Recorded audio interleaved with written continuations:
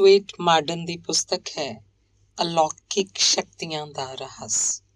ਪਹਿਲਾ ਲੇਖ, ਮਨ ਦੀ ਸ਼ਕਤੀ।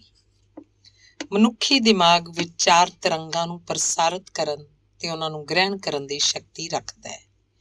ਇਹ ਇਹਨਾਂ ਵਿਚਾਰ ਤਰੰਗਾਂ ਨੂੰ ਬੜੀ ਆਸਾਨੀ ਨਾਲ ਗ੍ਰਹਿਣ ਕਰਦਾ ਰਹਿੰਦਾ ਹੈ ਤੇ ਦੂਜਿਆਂ ਦੇ ਗ੍ਰਹਿਣ ਕਰਨ ਲਈ ਪ੍ਰਸਾਰਿਤ ਕਰਦਾ ਰਹਿੰਦਾ ਹੈ।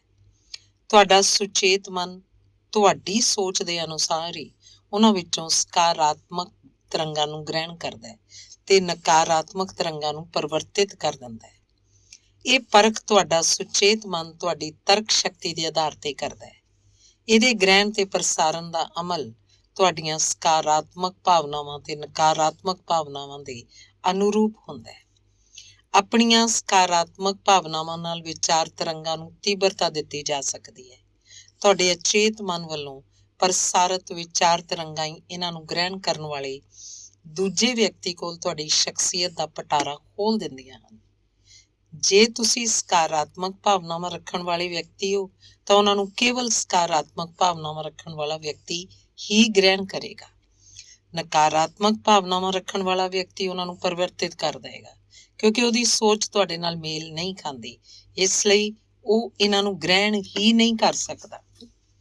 ਮਨੁੱਖੀ ਮਨ ਦੀ ਕਲਪਨਾ ਹੀ ਅਸਲ ਵਿੱਚ ਉਹ ਥਾਂ ਹੈ ਜਿੱਥੇ ਵਿਅਕਤੀ ਦਾ ਸੁਪਨਾ ਜਨਮ ਲੈਂਦਾ ਹੈ। ਵਿਅਕਤੀ ਹਰੇਕ ਉਹ ਚੀਜ਼ ਬਣਾ ਸਕਦਾ ਹੈ ਜਿਹਦੀ ਉਹ ਕਲਪਨਾ ਕਰ ਸਕਦਾ ਹੈ। ਆਪਣੀ ਕਲਪਨਾ ਸ਼ਕਤੀ ਨਾਲ ਮਨੁੱਖ ਨੇ ਕੁਦਰਤ ਦੀਆਂ ਵਿਸ਼ਾਲ ਸ਼ਕਤੀਆਂ ਨੂੰ ਨੱਥ ਪਾਈ ਹੈ ਤੇ ਉਹਨਾਂ ਨੂੰ ਪਾਲਤੂ ਬਣਾਇਆ ਹੈ। ਉਹਨੇ ਹਵਾ ਨੂੰ ਇਸ ਤਰ੍ਹਾਂ ਕਾਬੂ ਕਰ ਲਿਆ ਹੈ ਕਿ ਉਹਦੇ ਬਣਾਏ ਜਹਾਜ਼ ਤੇ ਰਾਕੇਟ ਇਸ ਵਿੱਚ ਪੰਛੀਆਂ ਵਾਂਗ ਤਰਦੇ ਹਨ। ਉਹਨੇ ਬ੍ਰਹਿਮੰਡ ਤੱਕ ਦੀ ਦੂਰੀ ਆਪਣੀ ਕਲਪਨਾ ਸ਼ਕਤੀ ਨਾਲ ਨਾਪ ਲਈ ਹੈ। ਆਪਣੀ ਇਸੇ ਸ਼ਕਤੀ ਨਾਲ ਉਹਨੇ ਸਮੁੰਦਰ ਦੀਆਂ ਹਨੇਰੀਆਂ ਖੁੰਦਰਾਂ ਤੱਕ ਦੀ ਖੋਜ ਕਰ ਲਈ ਹੈ। ਉਹਨੇ ਆਪਣੀ ਕਲਪਨਾ ਸ਼ਕਤੀ ਨਾਲ ਹਰ ਉਸ ਤੱਥ ਦੀ ਸ਼ਨਾਖਤ ਕਰ ਲਈ ਹੈ ਜੋ ਇਸ ਬ੍ਰਹਿਮੰਡ ਵਿੱਚ ਮੌਜੂਦ ਹੈ। ਪਰ ਵਿਅਕਤੀ ਦੀ ਕਲਪਨਾ ਉਹਦੇ ਹੋ ਚੁੱਕੇ ਵਿਕਾਸ ਤੱਕ ਹੀ ਸੀਮਤ ਹੈ। ਆਪਣੀ ਕਲਪਨਾ ਸ਼ਕਤੀ ਨੂੰ ਅਸੀਮਤ ਕਰਨ ਦੀ ਮੁਹਾਰਤ ਉਹ ਜੇ ਹਾਸਿਲ ਨਹੀਂ ਕਰ ਸਕਿਆ। ਉਹਨੂੰ ਇਹ ਗਿਆਨ ਪੂਰਨ ਰੂਪ 'ਚ ਹੋ ਚੁੱਕਿਆ ਹੈ ਕਿ ਉਸ ਪਾਸ ਕਲਪਨਾ ਦੀ ਸ਼ਕਤੀ ਹੈ ਤੇ ਉਹਦੀ ਵਰਤੋਂ ਮੁੱਢਲੇ ਰੂਪ 'ਚ ਕਰਨੀ ਸਿੱਖ ਚੁੱਕਾ ਹੈ। ਇਸ ਕਲਪਨਾ ਸ਼ਕਤੀ ਦੀ ਵਰਤੋਂ ਉਹ ਵੱਖੋ ਵੱਖਰੇ ਢੰਗਾਂ ਨਾਲ ਕਰਦਾ ਹੈ। ਇੱਕ ਢੰਗ ਤਾਂ ਹੈ ਉਹ ਆਪਣੇ ਸੰਕਲਪਾਂ ਵਿਚਾਰਾਂ ਨੂੰ ਨਵੇਂ ਢੰਗਾਂ ਨਾਲ ਲਾਗੂ ਕਰਕੇ ਆਪਣੀ ਕਲਪਨਾ ਰਾਹੀਂ ਨਵੀਆਂ ਘਾੜਤਾਂ ਬਣਾਉਂਦਾ ਹੈ। ਦੂਜੇ ਉਸ ਪਾਸ ਸਿਰਜਨਾਤਮਕ ਕਲਪਨਾ ਵੀ ਹੁੰਦੀ ਹੈ ਜਿਹਦੀ ਵਰਤੋਂ ਕਰਕੇ ਉਹ ਨਵੀਆਂ ਯੋਜਨਾਵਾਂ ਨੂੰ ਸਰੂਪ ਦੇਣ 'ਚ ਰੁੱਝਾ ਰਹਿੰਦਾ ਹੈ। ਸ਼ਕਤੀ ਉਹਦੀ ਪ੍ਰੇਰਨਾ ਵਿੱਚੋਂ ਕੁਝ ਨਵਾਂ ਪੈਦਾ ਕਰਨ 'ਚ ਮਦਦ ਕਰਦੀ ਹੈ। ਸਿਰਜਨਾਤਮਕ ਕਲਪਨਾ ਆਪਣੇ ਆਪ ਹੀ ਹਰਕਤ ਵਿੱਚ ਰਹਿੰਦੀ ਹੈ। ਇਹ ਮੁਹਾਰਤ ਉਸ ਵੇਲੇ ਕੰਮ ਕਰਦੀ ਹੈ ਜਦੋਂ ਸੁਚੇਤ ਮਨ ਬਹੁਤ ਹੀ ਤੇਜ਼ ਰਫ਼ਤਾਰ ਨਾਲ ਹਰਕਤ 'ਚ ਹੁੰਦਾ ਹੈ। ਜਦੋਂ ਮਨ 'ਚ ਤਿੱਖੀ ਇੱਛਾ ਜਾਗਰਤ ਹੋਈ ਹੋਵੇ ਉਦੋਂ ਇਹਦੀ ਰਫ਼ਤਾਰ ਬੜੀ ਤੇਜ਼ ਹੋ ਜਾਂਦੀ ਹੈ। ਉਸ ਸਮੇਂ ਇਹ ਨਾ ਸਿਰਫ ਹੋਰਨਾਂ ਮਨਾਂ ਦੇ ਵਿਚਾਰਾਂ ਨੂੰ ਹੀ ਆਪਣੇ ਵੱਲ ਖਿੱਚਦਾ ਹੈ, ਸਗੋਂ ਇਹ ਖੁਦ ਉਸ ਵਿਅਕਤੀ ਦੇ ਵਿਚਾਰਾਂ ਨੂੰ ਵੀ ਅਜਿਹਾ ਨਰੋਆ ਕਰਦਾ ਹੈ ਜੋ ਕਿ ਕਿਸੇ ਦੇ ਅਚੇਤ ਮਨ ਵੱਲੋਂ ਉਹਨਾਂ ਤੇ ਕਾਰਵਾਈ ਕਰਨ ਲਈ ਵਧੇਰੇ ਜ਼ਰੂਰੀ ਹੁੰਦਾ ਹੈ। ਇਸੇ ਪ੍ਰਕਿਰਿਆ ਵਿੱਚ ਹੀ ਸਵੈ ਸੁਝਾਅ ਦੀ ਸ਼ਕਤੀ ਵੀ ਆਉਂਦੀ ਹੈ ਜੋ ਤੁਹਾਡੇ ਮਨ ਦੀ ਪ੍ਰਸਾਰਣ ਸ਼ਕਤੀ ਨੂੰ ਇੱਕ ਤਕੜਾ ਮਾਧਿਅਮ ਬਣਾ ਕੇ ਪੇਸ਼ ਕਰਦੀ ਹੈ। ਇਹ ਪ੍ਰਬੰਧ ਮੁਕਾਬਲਤਨ ਇੱਕ ਸਰਲ ਪ੍ਰਬੰਧ ਹੈ। ਜਦੋਂ ਤੁਸੀਂ ਆਪਣੇ ਅਚੇਤ ਮਨ ਦੀ ਸ਼ਕਤੀ ਨੂੰ ਸਵੈ ਸੁਝਾਅ ਲਈ ਵਰਤਣਾ ਚਾਹੋ ਤਾਂ ਤੁਹਾਨੂੰ ਧਿਆਨ 'ਚ ਰੱਖਣਾ ਚਾਹੀਦਾ ਹੈ ਕਿ ਇਸ ਪ੍ਰਸਾਰਣ ਤੇ ਗ੍ਰਹਿਣ ਪ੍ਰਬੰਧ ਵਿੱਚ ਅਚੇਤ ਮਨ ਸਿਰਜਨਾਤਮਕ ਕਲਪਨਾ ਤੇ ਸਵੈ ਸੁਝਾਅ ਲੜੀਵਾਰ ਕੰਮ ਕਰਦੇ ਹੈ, ਜੋ ਕਿ ਤੁਹਾਡੇ ਵੱਲੋਂ ਪੁਣੇ ਤੇ ਗ੍ਰਹਿਣ ਕੀਤੇ ਵਿਚਾਰਾਂ ਨੂੰ ਪਰਖ ਕੇ ਉਹਨਾਂ ਦੀ ਕੀਮਤ ਨਿਰਧਾਰਿਤ ਕਰਦੇ ਹਨ ਤੇ ਉਹਨਾਂ ਦੇ ਮੁੱਲ ਅਨੁਸਾਰ ਉਹਨਾਂ ਦੀ ਤਰਤੀਬ ਘੜਦੇ ਹਨ। ਇਹ ਤਰਤੀਬਬੱਧ ਵਿਚਾਰ ਹੀ ਸਦੀਆਂ ਤੋਂ ਮਨੁੱਖ ਆਪਣੀ ਪਦਾਰਥਕ ਚੇਤਨਾ ਲਈ ਵਰਤਦਾ ਰਿਹਾ ਹੈ। ਜਿਨ੍ਹਾਂ ਪਦਾਰਥਕ ਵਸਤਾਂ ਨੂੰ ਇਹ ਵੇਖਦਾ ਰਿਹਾ ਹੈ ਉਹਨਾਂ ਰਾਹੀਂ ਇਸ ਨੂੰ ਇਹਨਾਂ ਬਾਰੇ ਸੀਮਤ ਜਿਹੀ ਜਾਣਕਾਰੀ ਹੀ ਮਿਲਦੀ ਰਹੀ ਹੈ।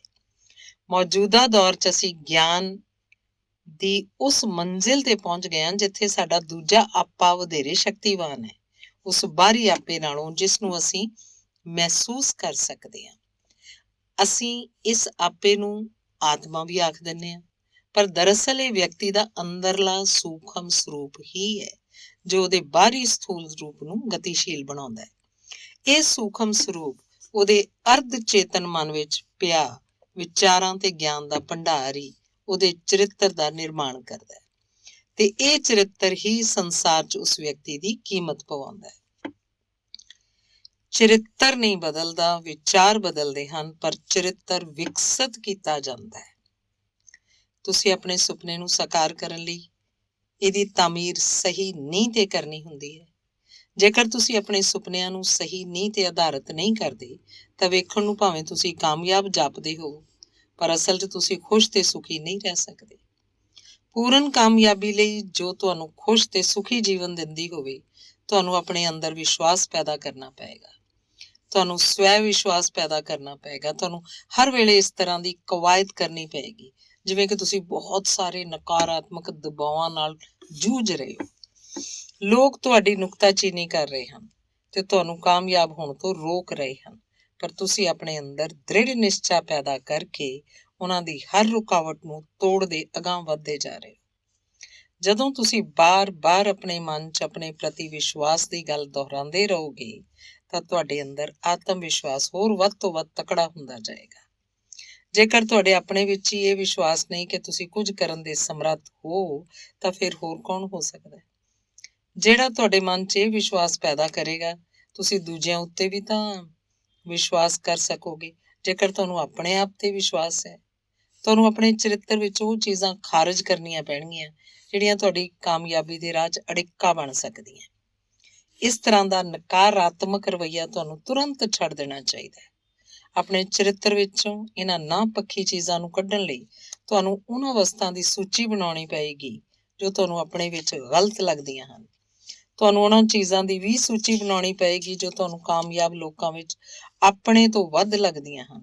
ਜਿਹੜੀਆਂ ਗੱਲਾਂ ਤੁਸੀਂ ਕਾਮਯਾਬ ਲੋਕਾਂ 'ਚ ਨੋਟ ਕਰਦੇ ਹੋ, ਉਹਨਾਂ ਉੱਤੇ ਤੁਹਾਨੂੰ ਤੁਰੰਤ ਅਮਲ ਕਰਨਾ ਸ਼ੁਰੂ ਕਰਨਾ ਚਾਹੀਦਾ। ਜੇਕਰ ਤੁਸੀਂ ਕਾਮਯਾਬ ਲੋਕਾਂ ਵਾਲੀਆਂ ਚੰਗੀਆਂ ਆਦਤਾਂ ਨਹੀਂ ਅਪਣਾਉਂਦੇ ਤਾਂ ਤੁਹਾਡੀ ਸਫਲਤਾ ਸ਼ੰਕਾ ਦੇ ਘੇਰੇ 'ਚ ਰਹੇਗੀ। ਤੁਹਾਡਾ ਵਿਸ਼ਵਾਸ ਹੀ ਤੁਹਾਡੇ ਮਨ ਦਾ ਅਚੂਕ ਡਾਕਟਰ ਹੈ। ਜਦੋਂ ਵਿਸ਼ਵਾਸ ਨਾਲ ਵਿਚਾਰ ਸ਼ਕਤੀ ਵੀ ਜੁੜ ਜਾਂਦੀ ਹੈ ਤਾਂ ਇੱਕ ਬਹੁਤ ਹੀ ਮਜ਼ਬੂਤ ਸੰਕਲਪ ਸ਼ਕਤੀ ਬਣ ਜਾਂਦੀ ਹੈ। ਤੁਹਾਡੀ ਸੰਕਲਪ ਸ਼ਕਤੀ ਵਿਚਾਰ ਤਰੰਗਾਂ ਨੂੰ ਫੌਰੀ ਰੂਪ 'ਚ ਗ੍ਰਹਿਣ ਕਰਨ ਲੱਗ ਪੈਂਦੀ ਹੈ ਤੇ ਤੁਰੰਤ ਹੀ ਤੁਹਾਡੇ 'ਚ ਅਨੰਤ ਬੌਧਿਕਤਾ ਭਰ ਦਿੰਦੀ ਹੈ।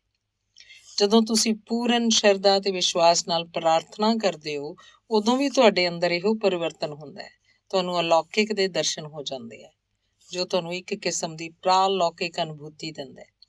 ਤੁਸੀਂ ਆਪਣੇ ਅੰਦਰ ਅਸੀਮ ਸਵੈ ਵਿਸ਼ਵਾਸ ਸਮੋ ਲੈਂਦੇ ਹੋ। ਵਿਅਕਤੀ ਦੀਆਂ ਭਾਵਨਾਵਾਂ ਵਿੱਚ ਵਿਸ਼ਵਾਸ, ਪ੍ਰੇਮ ਤੇ ਕਾਮ ਬੜੀਆਂ ਤੀਬਰ ਸਕਾਰਾਤਮਕ ਭਾਵਨਾਵਾਂ ਹੁੰਦੀਆਂ। ਜਦੋਂ ਇਹ ਤਿੰਨੋਂ ਆਪਸ 'ਚ ਰਲਗੱਡ ਹੋ ਜਾਣ ਤਾਂ ਇਹ ਇੱਕ ਸੁਰਤਾ ਨਾਲ ਤੁਹਾਡੇ ਅਚੇਤ ਮਨ 'ਚ ਚਲੀਆਂ ਜਾਂਦੀਆਂ, ਜਿੱਥੇ ਤੁਸੀਂ ਇਹਦਾ ਰੂਹਾਨੀ ਬਦਲ ਅਲੌਕਿਕ ਬੁੱਧੀ ਦੇ ਰੂਪ ਵਿੱਚ ਹਾਸਲ ਕਰ ਜਾਂਦੇ ਹੋ। ਤੁਸੀਂ ਬਹੁਤ ਸਾਰੇ ਲੋਕਾਂ ਨੂੰ ਮਾੜੀ ਕਿਸਮਤ ਦਾ ਉਲੰਭਾ ਦਿੰਦੇ ਹੋਏ ਵੇਖਿਆ ਹੋਣਾ। ਦਰਅਸਲ ਕੋਈ ਵੀ ਮਾੜੀ ਕਿਸਮਤ ਲੈ ਕੇ ਪੈਦਾ ਨਹੀਂ ਹੁੰਦਾ, ਬਲਕਿ ਉਹ ਆਪਣੀ ਕਿਸਮਤ ਨੂੰ ਮਾੜਾ ਬਣਾਉਣ ਵਾਲਾ ਖੁਦ ਹੀ ਹੁੰਦਾ ਹੈ। ਇਸੇ ਤਰ੍ਹਾਂ ਗੁਰਬਤ ਵੀ ਕਿਸੇ ਦੇ ਲੇਖਾਂ 'ਚ ਲਿਖੀ ਹੋਈ ਨਹੀਂ ਹੁੰਦੀ, ਬਲਕਿ ਉਹ ਖੁਦ ਇਹਨੂੰ ਆਪਣੇ ਉੱਤੇ ਥੋਪਦੀ ਹੈ। ਵਿਅਕਤੀ ਆਪਣੀ ਮਾੜੀ ਕਿਸਮਤ ਦਾ ਖੁਦ ਨਿਰਮਾਤਾ ਹੈ। ਜੇਕਰ ਉਹਦਾ ਵਿਸ਼ਵਾਸ ਨਕਾਰਾਤਮਕ ਹੋਏਗਾ ਤਾਂ ਉਹਦਾ ਅਚੇਤ ਮਨ ਉਹਨੂੰ ਗ੍ਰਹਿਣ ਕਰ ਲਏਗਾ। ਉਸੇ ਗ੍ਰਹਿਣ ਕੀਤੇ ਨਕਾਰਾਤਮਕ ਵਿਸ਼ਵਾਸ ਨੂੰ ਹੀ ਅਚੇਤ ਮਨ ਉਹਦੇ ਸਥੂਲ ਬਦਲ ਦੇ ਰੂਪ 'ਚ ਤੁਹਾਨੂੰ ਦੇ ਦੇਗਾ। ਇਹ ਤੁਹਾਡਾ ਵਿਸ਼ਵਾਸ ਹੀ ਹੈ ਕਿ ਜੋ ਤੁਹਾਡੇ ਅਚੇਤ ਮਨ ਦੀ ਕਿਰਿਆ ਨੂੰ ਨਿਰਧਾਰਿਤ ਕਰਦਾ। ਤੁਸੀਂ ਕੇਵਲ ਇਹ ਕਰਨਾ ਹੁੰਦਾ ਹੈ ਕਿ ਆਪਣੀ ਇੱਛਾ ਨੂੰ ਆਪਣੇ ਉੱਤੇ ਪੂਰਨ ਭਰੋਸਾ ਰੱਖਦੇ ਹੋਏ ਆਪਣੇ ਅਚੇਤ ਮਨ ਤੱਕ ਪਹੁੰਚਾਉਣਾ ਹੁੰਦਾ ਹੈ। ਤੁਹਾਡੀ ਉਸ ਇੱਛਾ ਦੀ ਪੂਰਤੀ ਦਾ ਬਾਕੀ ਕੰਮ ਅਚੇਤ ਮਨ ਦਾ ਹੀ ਰਹਿ ਜਾਂਦਾ ਹੈ। ਉਹ ਤੁਹਾਡੇ ਲਈ ਉਸੇ ਇੱਛਾ ਦੇ ਅਨੁਰੂਪ ਹੀ ਸਥੂਲ ਬਦਲ ਪੈਦਾ ਕਰ ਦਿੰਦਾ ਹੈ। ਇਸੇ ਬਦਲ ਰਾਹੀਂ ਤੁਹਾਡਾ ਸੁਪਨਾ ਸਾਕਾਰ ਹੋ ਜਾਂਦਾ ਹੈ। ਤੁਹਾਨੂੰ ਆਪਣੇ ਵਿਸ਼ਵਾਸ ਨਾਲ ਆਪਣੇ ਅਚੇਤ ਮਨ ਨੂੰ ਸਿਰਫ ਇਹ ਧੋਖਾ ਦੇਣਾ ਹੁੰਦਾ ਹੈ ਕਿ ਜੋ ਇੱਛਾ ਤੁਸੀਂ ਉਹਨੂੰ ਭੇਜ ਰਹੇ ਹੋ, ਦਰਅਸਲ ਉਹ ਇੱਛਤ ਚੀਜ਼ ਪਹਿਲਾਂ ਹੀ ਤੁਹਾਡੇ ਕੋਲ ਹੈ। ਜੋ ਵੀ ਸੰਦੇਸ਼ ਤੁਸੀਂ ਪੂਰਨ ਵਿਸ਼ਵਾਸ ਨਾਲ ਆਪਣੇ ਅਚੇਤ ਮਨ ਨੂੰ ਦਿੰਦੇ ਹੋ, ਉਸੇ ਵਕਤ ਹੀ ਉਹਦੀ ਪੂਰਤੀ ਹੋ ਜਾਂਦੀ ਹੈ। ਲੋੜ ਹੈ ਕੇਵਲ ਵਿਸ਼ਵਾਸ ਨੂੰ ਸੰਦੇਸ਼ ਨਾਲ ਇਕਸੁਰ ਕਰਨ ਦੀ, ਤੇ ਇਸ ਵਾਸਤੇ ਅਭਿਆਸ ਦੀ ਬੜੀ ਲੋੜ ਹੈ। ਇਸੇ ਅਭਿਆਸ ਤੋਂ ਹੀ ਇਹ ਕਰਨ ਦਾ ਅਨੁਭਵ ਪੈਦਾ ਹੁੰਦਾ ਹੈ। ਸਿਰਫ ਸੁਣਨ ਜਾਂ ਪੜ੍ਹਨ ਨਾਲ ਇਹ ਅਨੁਭਵ ਪੈਦਾ ਨਹੀਂ ਹੁੰਦਾ, ਬਲਕਿ ਇਹ ਅਭਿਆਸ ਨਾਲ ਹੀ ਪੈਦਾ ਹੁੰਦਾ ਹੈ। ਤੁਹਾਨੂੰ ਆਪਣੀਆਂ ਸਕਾਰਾਤਮਕ ਭਾਵਨਾਵਾਂ ਨੂੰ ਹੱਲਾਸ਼ੇਰੀ ਦੇ ਕੇ ਉਹਨਾਂ ਨੂੰ ਤੁਹਾਡੇ ਮਨ ਤੇ ਭਾਰੂ ਹੋਣ ਵਾਲਾ ਬਣਾਉਣਾ ਜ਼ਰੂਰੀ ਹੈ। ਇਹਦੇ ਨਾਲ ਨਾਲ ਤੁਹਾਨੂੰ ਨਕਾਰਾਤਮਕ ਭਾਵਨਾਵਾਂ ਨੂੰ ਵੀ ਨਿਰਉਤਸ਼ਾਹਿਤ ਕਰਨਾ ਪਏਗਾ। ਇਹਨਾਂ ਨੂੰ ਬਿਲਕੁਲ ਹੀ ਖਾਰਜ ਕਰ ਦੇਣਾ ਪਏਗਾ। ਸਕਾਰਾਤਮਕ ਭਾਵਨਾਵਾਂ ਨਾਲ ਭਾਰੂ ਮਨ ਵਿਸ਼ਵਾਸ, ਸ਼ਰਧਾ ਲਈ ਇੱਕ ਬਹੁਤ ਹੀ ਉਚਿਤ ਨਿਵਾਸ ਬਣ ਜਾਂਦਾ ਹੈ। ਇਸ ਤਰ੍ਹਾਂ ਦਾ ਮਨ ਹੀ ਅਚੇਤ ਮਨ ਨੂੰ ਜੋ ਨਿਰਦੇਸ਼ ਪੇਸ਼ ਕਰੇਗਾ, ਉਹਨਾਂ ਨੂੰ ਅਚੇਤ ਮਨ ਪੂਰੀ ਫੁਰਤੀ ਨਾਲ ਪ੍ਰਵਾਨ ਕਰੇਗਾ ਤੇ ਅਮਲ 'ਚ ਲਿਆਏਗਾ। ਵਿਸ਼ਵਾਸ ਮਨ ਦੀ ਇੱਕ ਅਜਿਹੀ ਸਥਿਤੀ ਹੈ ਜਿਹੜੀ ਸਵੈ ਸੁਝਾਅ ਰਾਹੀਂ ਬਣਾਈ ਜਾ ਸਕਦੀ ਹੈ। ਸਾਰੇ ਧਰਮਾਂ 'ਚ ਮਨੁੱਖ ਨੂੰ ਇਸ ਜੀਵਨ 'ਚ ਸੰਘਰਸ਼ ਲਈ ਪ੍ਰੇਰਨਾ ਦੇਣ ਲਈ ਵਿਸ਼ਵਾਸ ਨੂੰ ਆਧਾਰ ਬਣਾਉਣ ਲਈ ਯਤਨ ਕੀਤੇ ਜਾਂਦੇ ਰਹੇ ਹਨ। ਪਰ ਉਹ ਮਨੁੱਖ ਨੂੰ ਇਹ ਨਹੀਂ ਸੁਝਾ ਸਕੇ ਕਿ ਵਿਸ਼ਵਾਸ ਕਿਸ ਤਰ੍ਹਾਂ ਪੈਦਾ ਕੀਤਾ ਜਾਏ। ਉਹ ਇਹ ਨਹੀਂ ਦੱਸ ਸਕੇ ਕਿ ਵਿਸ਼ਵਾਸ ਮਨ ਦੀ ਇੱਕ ਅਜਿਹੀ ਸਥਿਤੀ ਹੈ ਜਿਹੜੀ ਸਵੈ ਸੁਝਾਅ ਰਾਹੀਂ ਬਣਾਈ ਜਾ ਸਕਦੀ ਹੈ। ਵਿਸ਼ਵਾਸ ਕਰਨਾ ਸਿੱਖਣਾ ਪਏਗਾ। ਇਹਦੇ ਨਾਲ ਹੀ ਤੁਹਾਨੂੰ ਅਲੌਕਿਕ ਬਾਰੇ, ਤੁਹਾਡੇ ਅੰਦਰਲੇ ਸੂਖਮ ਵਿਅਕਤੀ ਤੇ ਵਿਸ਼ਵਾਸ ਪੈਦਾ ਹੋ ਜਾਏਗਾ। ਤੁਹਾਨੂੰ ਹਮੇਸ਼ਾ ਇਹ ਗੱਲ ਚੇਤੇ ਰੱਖਣੀ ਚਾਹੀਦੀ ਹੈ ਕਿ ਵਿਸ਼ਵਾਸ ਇੱਕ ਸਦੀਵੀ ਅਕਸੀਰ ਹੈ ਜਿਹੜੀ ਵਿਚਾਰ ਚਿੰਗ ਨੂੰ ਜੀਵਨ ਸ਼ਕਤੀ ਤੇ ਕਿਰਿਆ ਸ਼ਕਤੀ ਪ੍ਰਦਾਨ ਕਰਦੀ ਹੈ। ਵਿਸ਼ਵਾਸ ਹੀ ਇੱਕ ਪਹਿਲਾ ਅਜਿਹਾ ਪੜਾਅ ਹੈ ਜਿਸ ਰਾਹੀਂ ਤੁਸੀਂ ਕਾਮਯਾਬੀ ਵੱਲ ਜਾਂਦੇ ਹੋ। ਸਾਰੇ ਚਮਤਕਾਰਾਂ ਦਾ ਆਧਾਰ ਤੁਹਾਡਾ ਇਹ ਵਿਸ਼ਵਾਸ ਹੀ ਹੈ। ਇਸ ਰਾਹੀਂ ਹੀ ਸਾਰੇ ਉਹ ਰਹੱਸ ਹੱਲ ਹੋ ਜਾਂਦੇ ਹਨ ਜਿਨ੍ਹਾਂ ਨੂੰ ਤੁਸੀਂ ਵਿਗਿਆਨਕ ਸਿਧਾਂਤਾਂ ਰਾਹੀਂ ਹੱਲ ਨਹੀਂ ਕਰ ਸਕਦੇ। ਵਿਸ਼ਵਾਸ ਹੀ ਉਹ ਔਸ਼ਧੀ ਹੈ ਜੋ ਨਾਕਾਮਯਾਬੀ ਦੇ ਵਿਰੋਧ ਵਿੱਚ ਵਰਤੀ ਜਾਂਦੀ ਹੈ। ਵਿਸ਼ਵਾਸ ਹੀ ਇੱਕ ਅਜਿਹਾ ਤੱਤ ਹੈ ਜੋ ਪ੍ਰਾਰਥਨਾ ਨਾਲ ਮਿਲ ਕੇ ਤੁਹਾਨੂੰ ਪਰਾਲੌਕਿਕ ਬੁੱਧੀ ਨਾਲ ਸੰਪਰਕ ਵਿੱਚ ਲੈ ਆਉਂਦਾ ਹੈ। ਵਿਸ਼ਵਾਸ ਇੱਕ ਅਜਿਹਾ ਤੱਤ ਹੈ ਜੋ ਸਧਾਰਨ ਵਿਚਾਰ ਤਰੰਗਾਂ ਨੂੰ ਇਹਦੇ ਰੂਹਾਨੀ ਬਦਲ ਵਿੱਚ ਤਬਦੀਲ ਕਰ ਦਿੰਦਾ ਹੈ, ਜਿਹਦਾ ਨਿਰਮਾਣ ਮਨੁੱਖੀ ਸੀਮਤ ਮਨ ਕਰਦਾ ਹੈ। ਵਿਸ਼ਵਾਸ ਇੱਕ ਅਜਿਹੀ ਚੀਜ਼ ਹੈ ਜਿਸ ਰਾਹੀਂ ਵਿਅਕਤੀ ਪਰਾਲੌਕਿਕ ਸ਼ਕਤੀ ਨੂੰ ਆਪਣੇ ਕਾਬੂ 'ਚ ਕਰ ਸਕਦਾ ਹੈ ਤੇ ਇਸ ਪਰਾਲੌਕਿਕ ਸ਼ਕਤੀ, ਪਰਾਲੌਕਿਕ ਬੁੱਧੀ ਨੂੰ ਵਿਅਕਤੀ ਆਪਣੀ ਮਰਜ਼ੀ ਅਨੁਸਾਰ ਵਰਤ ਸਕਦਾ ਹੈ। ਭਾਵੇਂ ਕੋਈ ਸਹੀ ਗੱਲ ਸੋਚੀ ਗਈ ਹੋਵੇ ਜਾਂ ਗਲਤ, ਵਿਅਕਤੀ ਉਹਨੂੰ ਮਨ 'ਚ ਧਾਰ ਕੇ ਜੇਕਰ ਉਹਨੂੰ ਪੂਰਨ ਵਿਸ਼ਵਾਸ ਨਾਲ ਆਪਣੇ ਅਚੇਤ ਮਨ ਵੱਲ ਪ੍ਰੇਸ਼ਿਤ ਕਰ ਦਿੰਦਾ ਹੈ ਤਾਂ ਉਹਦਾ ਅਚੇਤ ਮਨ ਉਸ ਦਿਸ਼ਾ ਵਿੱਚ ਗਤੀਸ਼ੀਲ ਹੋ ਕੇ ਕਿਰਿਆ ਸ਼ੁਰੂ ਕਰ ਦਿੰਦਾ ਹੈ ਤੇ ਤੁਹਾਡਾ ਉਹ ਵਿਚਾਰ ਸਾਕਾਰ ਕਰਨ ਦੇ ਰਾਹ ਚੱਲ ਦਿੰਦਾ ਹੈ। ਜੇ ਕੋਈ ਵਿਅਕਤੀ ਕਿਸੇ ਝੂਠ ਨੂੰ ਵੀ ਬਾਰ-ਬਾਰ ਦੁਹਰਾਉਂਦਾ ਰਹੇ, ਉਹ ਵੀ ਉਹਨੂੰ ਆਖਰ ਸੱਚ ਲੱਗਣ ਲੱਗ ਪੈਂਦਾ ਹੈ ਤੇ ਉਹਨਾਂ ਨੂੰ ਸੱਚ ਵਜੋਂ ਹੀ ਪ੍ਰਵਾਨ ਕਰ ਲੈਂਦਾ ਹੈ। ਵਿਅਕਤੀ ਦਾ ਚਰਿੱਤਰ ਵੀ ਉਹਨਾਂ ਵਿਚਾਰਾਂ ਦੇ ਆਧਾਰ ਤੇ ਹੀ ਬਣਦਾ ਹੈ ਜਿਹੜੇ ਉਹਦੇ ਆਪਣੇ ਅਚੇਤ ਮਨ 'ਚ ਭਾਰੂ ਰੂਪ 'ਚ ਸਥਿਤ ਹੁੰਦੇ ਹਨ। ਜਦੋਂ ਵਿਚਾਰਾਂ ਨੂੰ ਕਿਸੇ ਵੀ ਤਰ੍ਹਾਂ ਦੀਆਂ ਭਾਵਨਾਵਾਂ ਨਾਲ ਮਿਲਾਇਆ ਜਾਂਦਾ ਹੈ ਤਾਂ ਇੱਕ ਤਰ੍ਹਾਂ ਦੀ ਚੁੰਬਕੀ ਸ਼ਕਤੀ ਪੈਦਾ ਹੋ ਜਾਂਦੀ ਹੈ ਜੋ ਕਿ ਉਸ ਤਰ੍ਹਾਂ ਦੇ ਉਹੋ ਜਿਹੇ ਵਿਚਾਰਾਂ ਨੂੰ ਆਪਣੇ ਵੱਲ ਆਕਰਸ਼ਿਤ ਕਰਦੀ ਹੈ। ਇਸ ਤਰ੍ਹਾਂ ਜਦੋਂ ਅਸੀਂ ਆਪਣੇ ਵਿਚਾਰਾਂ ਨੂੰ ਆਪਣੀ ਭਾਵਨਾਵਾਂ ਨਾਲ ਮੇਲ ਦਿੰਦੇ ਹਾਂ ਤਾਂ ਇਹ ਇੱਕ ਤਰ੍ਹਾਂ ਦੇ ਬੀਜ ਦਾ ਰੂਪ ਧਾਰਨ ਕਰ ਲੈਂਦਾ ਹੈ ਜੋ ਕਿ ਇੱਕ ਉਪਜਾਊ ਜ਼ਮੀਨ 'ਚ ਉਗਾਉਣ ਲਈ ਬੀਜ ਦਿੱਤਾ ਜਾਂਦਾ ਹੈ। ਇਹ ਬੀਜ ਉਸੇ ਜ਼ਮੀਨ 'ਚ ਵੱਧਦਾ ਫੁੱਲਦਾ ਹੈ ਤੇ ਵਿਕਸਿਤ ਹੁੰਦਾ ਰਹਿੰਦਾ ਹੈ। ਆਪਣੇ ਵਰਗੇ ਹਜ਼ਾਰਾਂ ਹੀ ਹੋਰ ਬੀਜ ਪੈਦਾ ਕਰਦਾ ਰਹਿੰਦਾ ਹੈ। ਮਨੁੱਖੀ ਮਨ 'ਚ ਲਗਾਤਾਰ ਹੀ ਅਜਿਹੀਆਂ ਵਿਚਾਰ ਤਰੰਗਾਂ ਪੈਦਾ ਹੁੰਦੀਆਂ ਰਹਿੰਦੀਆਂ ਹਨ। ਜਦੋਂ ਕੋਈ ਇੱਕ ਤਰ੍ਹਾਂ ਦੇ ਵਿਚਾਰ ਵਿਅਕਤੀ ਦੇ ਅਚੇਤ ਮਨ 'ਚ ਸੰਗ੍ਰਹਿ ਹੋ ਜਾਂਦੇ ਹਨ ਤਾਂ ਉਸੇ ਤਰ੍ਹਾਂ ਦੇ ਹੋਰ ਵਿਚਾਰਾਂ ਨੂੰ ਸੰਗ੍ਰਹਿ ਕਰਦੇ ਰਹਿੰਦੇ ਹਨ, ਉਹਨਾਂ ਨੂੰ ਆਕਰਸ਼ਿਤ ਕਰਦੇ ਰਹਿੰਦੇ ਹਨ। ਅਚੇਤ ਮਨ ਉਹਨਾਂ ਮੁਤਾਬਕ ਹੀ ਕਿਰਿਆਸ਼ੀਲ ਹੋ ਜਾਂਦਾ ਹੈ ਤੇ ਕੰਮ 'ਚ ਰੁੱਝ ਜਾਂਦਾ ਹੈ। ਹੋਰਨਾਂ ਵਿਚਾਰਾਂ ਨੂੰ ਆਪਣੇ ਮੂਲ ਵਿਚਾਰ ਨਾਲ ਜੋੜ ਕੇ ਉਹ ਇੱਕ ਅਜਿਹੀ ਸ਼ਕਤੀ ਪੈਦਾ ਕਰ ਦਿੰਦਾ ਹੈ ਜੋ ਵਿਅਕਤੀ ਦੀ ਪ੍ਰੇਰਨਾ ਸ਼ਕਤੀ ਬਣ ਜਾਂਦੀ ਹੈ। ਇਸ ਤਰ੍ਹਾਂ ਜੋ ਵੀ ਵਿਚਾਰ ਅਸੀਂ ਆਪਣੇ ਮਨ 'ਚ ਬੀਜ ਲੈਂਦੇ ਹਾਂ, ਉਹੀ ਵਿਚਾਰ ਸਾਡੇ ਅਚੇਤ ਮਨ 'ਚ ਚਲਾ ਜਾਂਦਾ ਹੈ। ਸਾਡੇ ਵਿਚਾਰ ਨੂੰ, ਸਾਡੇ ਸੁਪਨੇ ਨੂੰ ਸਾਕਾਰ ਕਰਨ ਦਾ ਰਾਹ ਖੋਲ੍ਹਦਾ ਹੈ ਤੇ ਅੰਤ ਇਹੀ ਰਾਹ ਸਾਨੂੰ ਕਾਮਯਾਬੀ ਦੀ ਮੰਜ਼ਿਲ ਤੇ ਲੈ ਜਾਂਦਾ ਹੈ।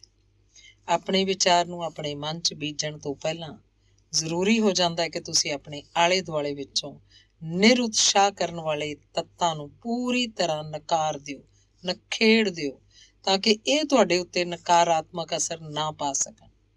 ਤੁਸੀਂ ਆਪਣੇ ਵਾਤਾਵਰਨ ਨੂੰ ਸਲੀਕੇਦਾਰ ਬਣਾ ਲਓ ਤਾਂ ਕਿ ਕੋਈ ਵੀ ਅਣਚਾਹਿਆ, ਅਣਲੋੜਿਆ ਅਸਰ ਤੁਹਾਡੇ ਉੱਤੇ ਨਾ ਪੈ ਸਕੇ। ਇਹ ਸਭ ਕੁਝ ਤੁਸੀਂ ਆਪਣੇ ਅਚੇਤ ਮਨ ਦੀ ਮੁਹਾਰਤ ਨਾਲ ਕਰ ਸਕਦੇ ਹੋ। ਤੁਹਾਨੂੰ ਆਪਣੇ ਵਿਚਾਰ ਨੂੰ ਪੂਰਨ ਵਿਸ਼ਵਾਸ ਨਾਲ ਆਪਣੇ ਅਚੇਤ ਮਨ ਦੇ ਹੱਥ ਇੱਕ ਔਜ਼ਾਰ ਵਾਂਗ ਸੌਂਪ ਦੇਣਾ ਚਾਹੀਦਾ ਹੈ। ਜਦੋਂ ਤੁਸੀਂ ਇਹ ਜਾਣ ਜਾਂਦੇ ਹੋ ਕਿ ਤੁਹਾਡਾ ਜੀਵਨ ਵਿੱਚ ਨਿਸ਼ਚਿਤ ਮਕਸਦ ਕੀ ਹੈ, ਤਾਂ ਤੁਸੀਂ ਉਹਦੀ ਪ੍ਰਾਪਤੀ ਲਈ ਕਿਰਿਆਸ਼ੀਲ ਹੋ ਜਾਂਦੇ ਹੋ। ਇਹਦੀ ਪ੍ਰਾਪਤੀ ਲਈ ਤੁਹਾਨੂੰ ਲਗਾਤਾਰ ਯਤਨ ਕਰਨ ਦੀ ਲੋੜ ਹੈ। ਇਸ ਵਾਸਤੇ ਲੋੜ ਹੈ ਆਪਣੇ ਉਸ ਯਕੀਨ ਦੀ। ਇਹ ਯਕੀਨ ਤੁਹਾਡੇ ਆਪਣੇ ਵਿੱਚ ਪੈਦਾ ਹੋਣਾ ਜ਼ਰੂਰੀ ਹੈ। ਤੁਹਾਡੇ ਆਪਣੇ ਯਕੀਨ ਨਾਲ ਹੀ ਤੁਹਾਡੇ 'ਚ ਵਿਸ਼ਵਾਸ ਪੈਦਾ ਹੋ ਜਾਂਦਾ ਹੈ। ਆਪਣੇ ਉੱਤੇ ਵਿਸ਼ਵਾਸ ਕਰਨ ਲਈ ਤੁਹਾਨੂੰ ਆਪਣੇ ਮਨ ਨੂੰ ਸਾਫ਼ ਕਰਕੇ ਇਸ 'ਚ ਮੁੜ ਉਹਨਾਂ ਵਿਚਾਰਾਂ ਨੂੰ ਥਾਂ ਦੇਣ ਦੀ ਲੋੜ ਹੈ ਜੋ ਸਕਾਰਾਤਮਕ ਭਾਵਨਾਵਾਂ 'ਤੇ ਆਧਾਰਿਤ ਹੋਣ ਅਤੇ ਤੁਹਾਡੀ ਕਾਮਯਾਬੀ ਵਿੱਚ ਤੁਹਾਡੀ ਮਦਦ ਕਰਦੇ ਹੋਣ।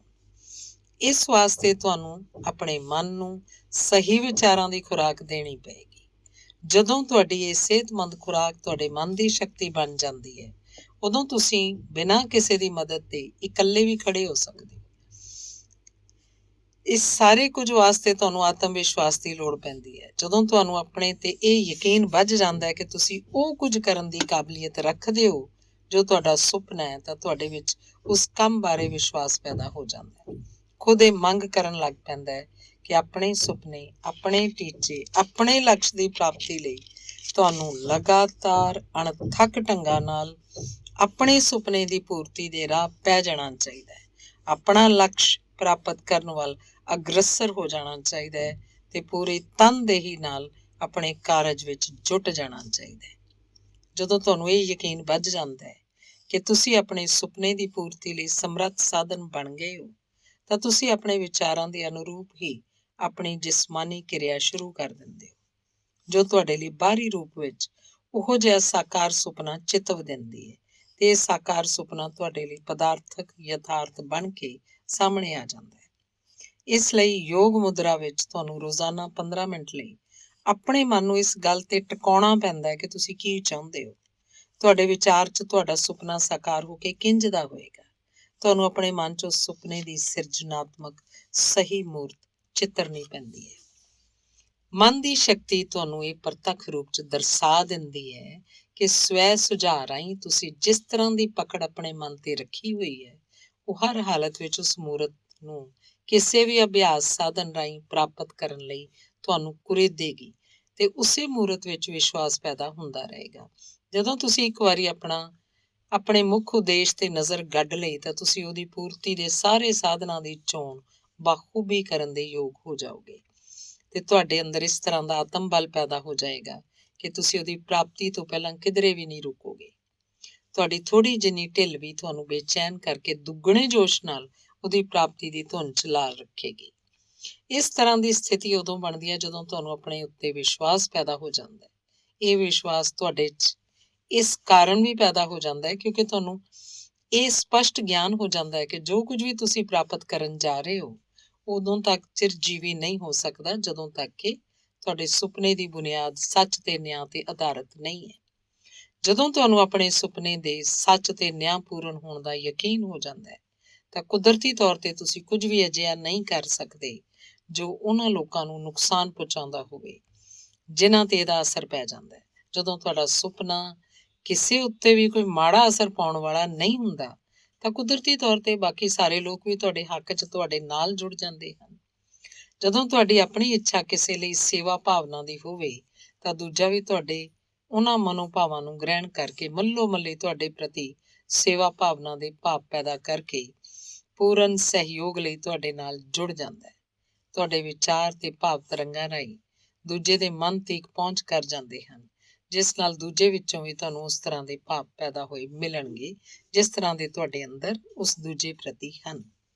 ਜਿਸ ਤਰ੍ਹਾਂ ਤੁਸੀਂ ਸ਼ੀਸ਼ੇ 'ਚ ਆਪਣੀ ਨੁਹਾਰ ਵੇਖਦੇ ਹੋ, ਉਸੇ ਤਰ੍ਹਾਂ ਤੁਸੀਂ ਦੂਜੇ ਵਿੱਚ ਵੀ ਉਸੇ ਤਰ੍ਹਾਂ ਦੇ ਵਿਚਾਰ ਪਾਓਗੇ ਜੋ ਤੁਹਾਡੇ ਅੰਦਰ ਉਸ ਦੂਜੇ ਲਈ ਹਨ।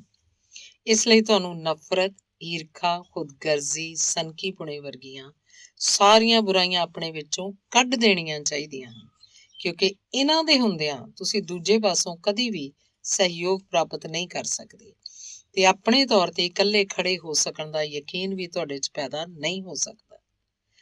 ਤੁਹਾਡਾ ਨੈਗੇਟਿਵ ਵਤੀਰਾ ਕਦੀ ਵੀ ਦੂਜਿਆਂ ਨੂੰ ਤੁਹਾਡਾ ਸਾਥ ਦੇਣ ਲਈ ਪ੍ਰੇਰਨਾ ਨਹੀਂ ਦੇ ਸਕਦਾ। ਜਦੋਂ ਤੁਸੀਂ ਖੁਦ ਕਿਸੇ ਤੇ ਭਰੋਸਾ ਕਰਦੇ ਹੋ ਤਾਂ ਕੁਦਰਤੀ ਹੈ ਕਿ ਦੂਜਾ ਵੀ ਉਹਨਾਂ ਮਨੋਭਾਵਾਂ ਦੀਆਂ ਤਰੰਗਾਂ ਗ੍ਰਹਿਣ ਕਰਦਾ ਹੋਇਆ ਤੁਹਾਡੇ ਤੇ ਭਰੋਸਾ ਕਰੇਗਾ। ਜਦੋਂ ਤੁਹਾਨੂੰ ਖੁਦ ਤੇ ਯਕੀਨ ਹੋਏਗਾ, ਵਿਸ਼ਵਾਸ ਹੋਏਗਾ, ਤਾਂ ਤੁਸੀਂ ਇਹ ਭਾਵ ਦੂਜੇ ਤੱਕ ਵੀ ਪ੍ਰੇਸ਼ਿਤ ਕਰ ਸਕਦੇ ਹੋ ਕਿ ਤੁਹਾਨੂੰ ਉਸ ਦੂਜੇ ਉੱਤੇ ਵੀ ਵਿਸ਼ਵਾਸ ਹੈ। ਫਿਰ ਕੋਈ ਕਾਰਨ ਨਹੀਂ ਕਿ ਉਸ ਦੂਜੇ ਵਿੱਚ ਆਪਣੇ ਆਪ ਤੁਹਾਡੇ ਲਈ ਭਰੋਸਾ ਪੈਦਾ ਨਾ ਹੋ ਜਾਵੇ। ਤੁਹਾਡਾ ਇਸ ਤਰ੍ਹਾਂ ਆਚਰਣ ਕਰਨਾ ਹੀ ਤੁਹਾਨੂੰ ਇੱਕ ਸਵੈ ਨਿਰਭਰ ਤੇ ਕਾਮਯਾਬ ਮਨੁੱਖ ਬਣਾ ਸਕਦਾ ਹੈ। ਤੁਹਾਡੇ ਮਨ ਦਾ, ਤੁਹਾਡੇ ਦਿਮਾਗ ਦਾ ਸਕਾਰਾਤਮਕ ਮਤਲਬ ਪੋਜ਼ਿਟਿਵ ਤੇ ਨੈਗੇਟਿਵ ਵਿਚਾਰਾਂ ਨਾਲ ਕੋਈ ਲੈਣਾ ਦੇਣਾ ਨਹੀਂ ਹੁੰਦਾ, ਬਲਕਿ ਉਹ ਤਾਂ ਉਸੇ ਤਰ੍ਹਾਂ ਪ੍ਰਤੀਕਿਰਿਆ ਪੇਸ਼ ਕਰਦਾ ਹੈ ਜਿਸ ਤਰ੍ਹਾਂ ਦੀ ਖੁਰਾਕ ਤੁਸੀਂ ਉਹਨੂੰ ਦਿੰਦੇ ਹੋ। ਇਹ ਖੁਰਾਕ ਅਸੀਂ ਵਿਚਾਰ ਤਰੰਗਾਂ ਰਾਹੀਂ ਹੀ ਉਸ ਤੱਕ ਪਹੁੰਚਾਉਂਦੇ ਹਾਂ। ਜਿਸ ਤਰ੍ਹਾਂ ਦਾ ਤੁਹਾਡਾ ਵਿਚਾਰ ਉਸ ਤੀਕ ਪੁੱਜਦਾ ਹੈ, ਉਸੇ ਖਿਣ ਉਹਨੂੰ ਹਕੀਕਤ ਵਿੱਚ ਸਾਕਾਰ ਕਰਨ ਲਈ ਤਤਪਰ ਹੋ ਜਾਂਦਾ ਹੈ। ਜਦੋਂ ਤੁਸੀਂ ਭਰੋਸੇ ਤੇ ਸਵੈ ਵਿਸ਼ਵਾਸ ਦਾ ਵਿਚਾਰ ਆਪਣੇ ਅਚੇਤ ਮਨ ਤੱਕ ਪਹੁੰਚਾ ਦਿੰਦੇ ਹੋ ਤਾਂ ਉਸੇ ਦੇ ਅਨੁਰੂਪ ਹਕੀਕੀ ਮੂਰਤ ਤੁਹਾਡੇ ਲਈ ਪੈਦਾ ਕਰ ਦਿੰਦਾ ਹੈ ਤੇ ਤੁਸੀਂ ਪ੍ਰਤੱਖ ਰੂਪ 'ਚ ਉਹਨੂੰ ਵੇਖ ਸਕਦੇ ਹੋ, ਮਹਿਸੂਸ ਕਰ ਸਕਦੇ ਹੋ। ਸਿਰਫ ਉਹ ਵਿਅਕਤੀ ਹੀ ਕਾਮਯਾਬ ਹੁੰਦਾ ਹੈ ਜੋ ਇਹ ਸਮਝਦਾ ਹੈ, ਸੋਚਦਾ ਹੈ ਕਿ ਉਹ ਕਾਮਯਾਬ ਹੋ ਸਕਦਾ ਹੈ। ਤੁਹਾਡੇ ਆਪਣੇ ਮਨ 'ਚ ਕਾਫੀ ਕੁਝ ਸੁੱਤੀ ਅਵਸਥਾ 'ਚ ਹੁੰਦਾ ਹੈ, ਜਿਹਨੂੰ ਤੁਸੀਂ ਪੋਜ਼ਿਟਿਵ ਵਿਚਾਰਾਂ ਰਾਹੀਂ ਜਗਾਉਣਾ ਤੇ ਕੰਮ ਤੇ ਲਾਉਣਾ ਹੁੰਦਾ ਹੈ। ਇਹ ਸੁੱਤੀ ਅਵਸਥਾ ਹੀ ਤੁਹਾਡੀ ਕਾਮਯਾਬੀ ਦਾ ਬੀਜ ਸਾਬਤ ਹੁੰਦੀ ਹੈ।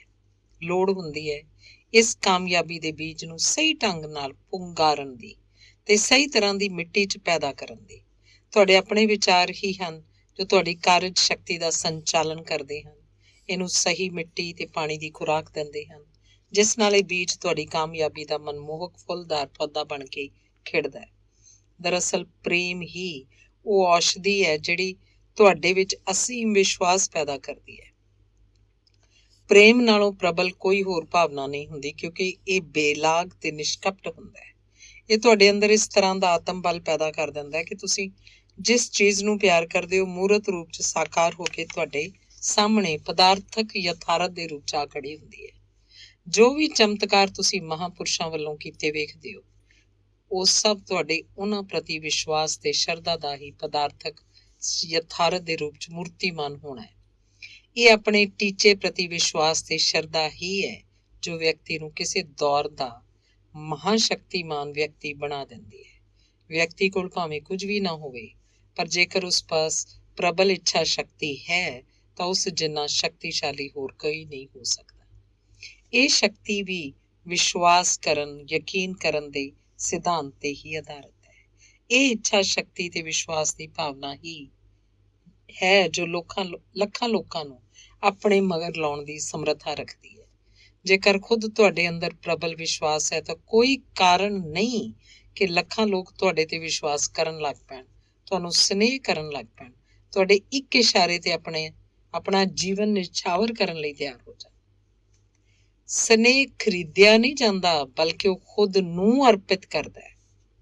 ਜਦੋਂ ਤੁਹਾਡਾ ਆਚਰਣ ਸਾਰੀਆਂ ਬੁਰਾਈਆਂ ਨੂੰ ਬਾਹਰ ਕੱਢਣ ਤੋਂ ਬਾਅਦ ਇੱਕ ਚਿੱਟੀ ਬੇਦਾਗ ਚਾਦਰ ਵਰਗਾ ਸਾਫ਼ ਹੋ ਜਾਂਦਾ ਹੈ, ਤੁਹਾਡੇ ਪ੍ਰਤੀ ਉਸ ਵਿੱਚ ਆਦਰ ਤੇ ਸਨੇਹ ਪੈਦਾ ਹੋ ਜਾਂਦਾ ਹੈ। ਤੁਹਾਡੀ ਅਮੀਰੀ ਤੁਹਾਡੇ ਵਿਚਾਰਾਂ ਦਾ ਹੀ ਪ੍ਰਤੀਰੂਪ ਹੈ, ਠੋਸ ਸਰੂਪ ਹੈ।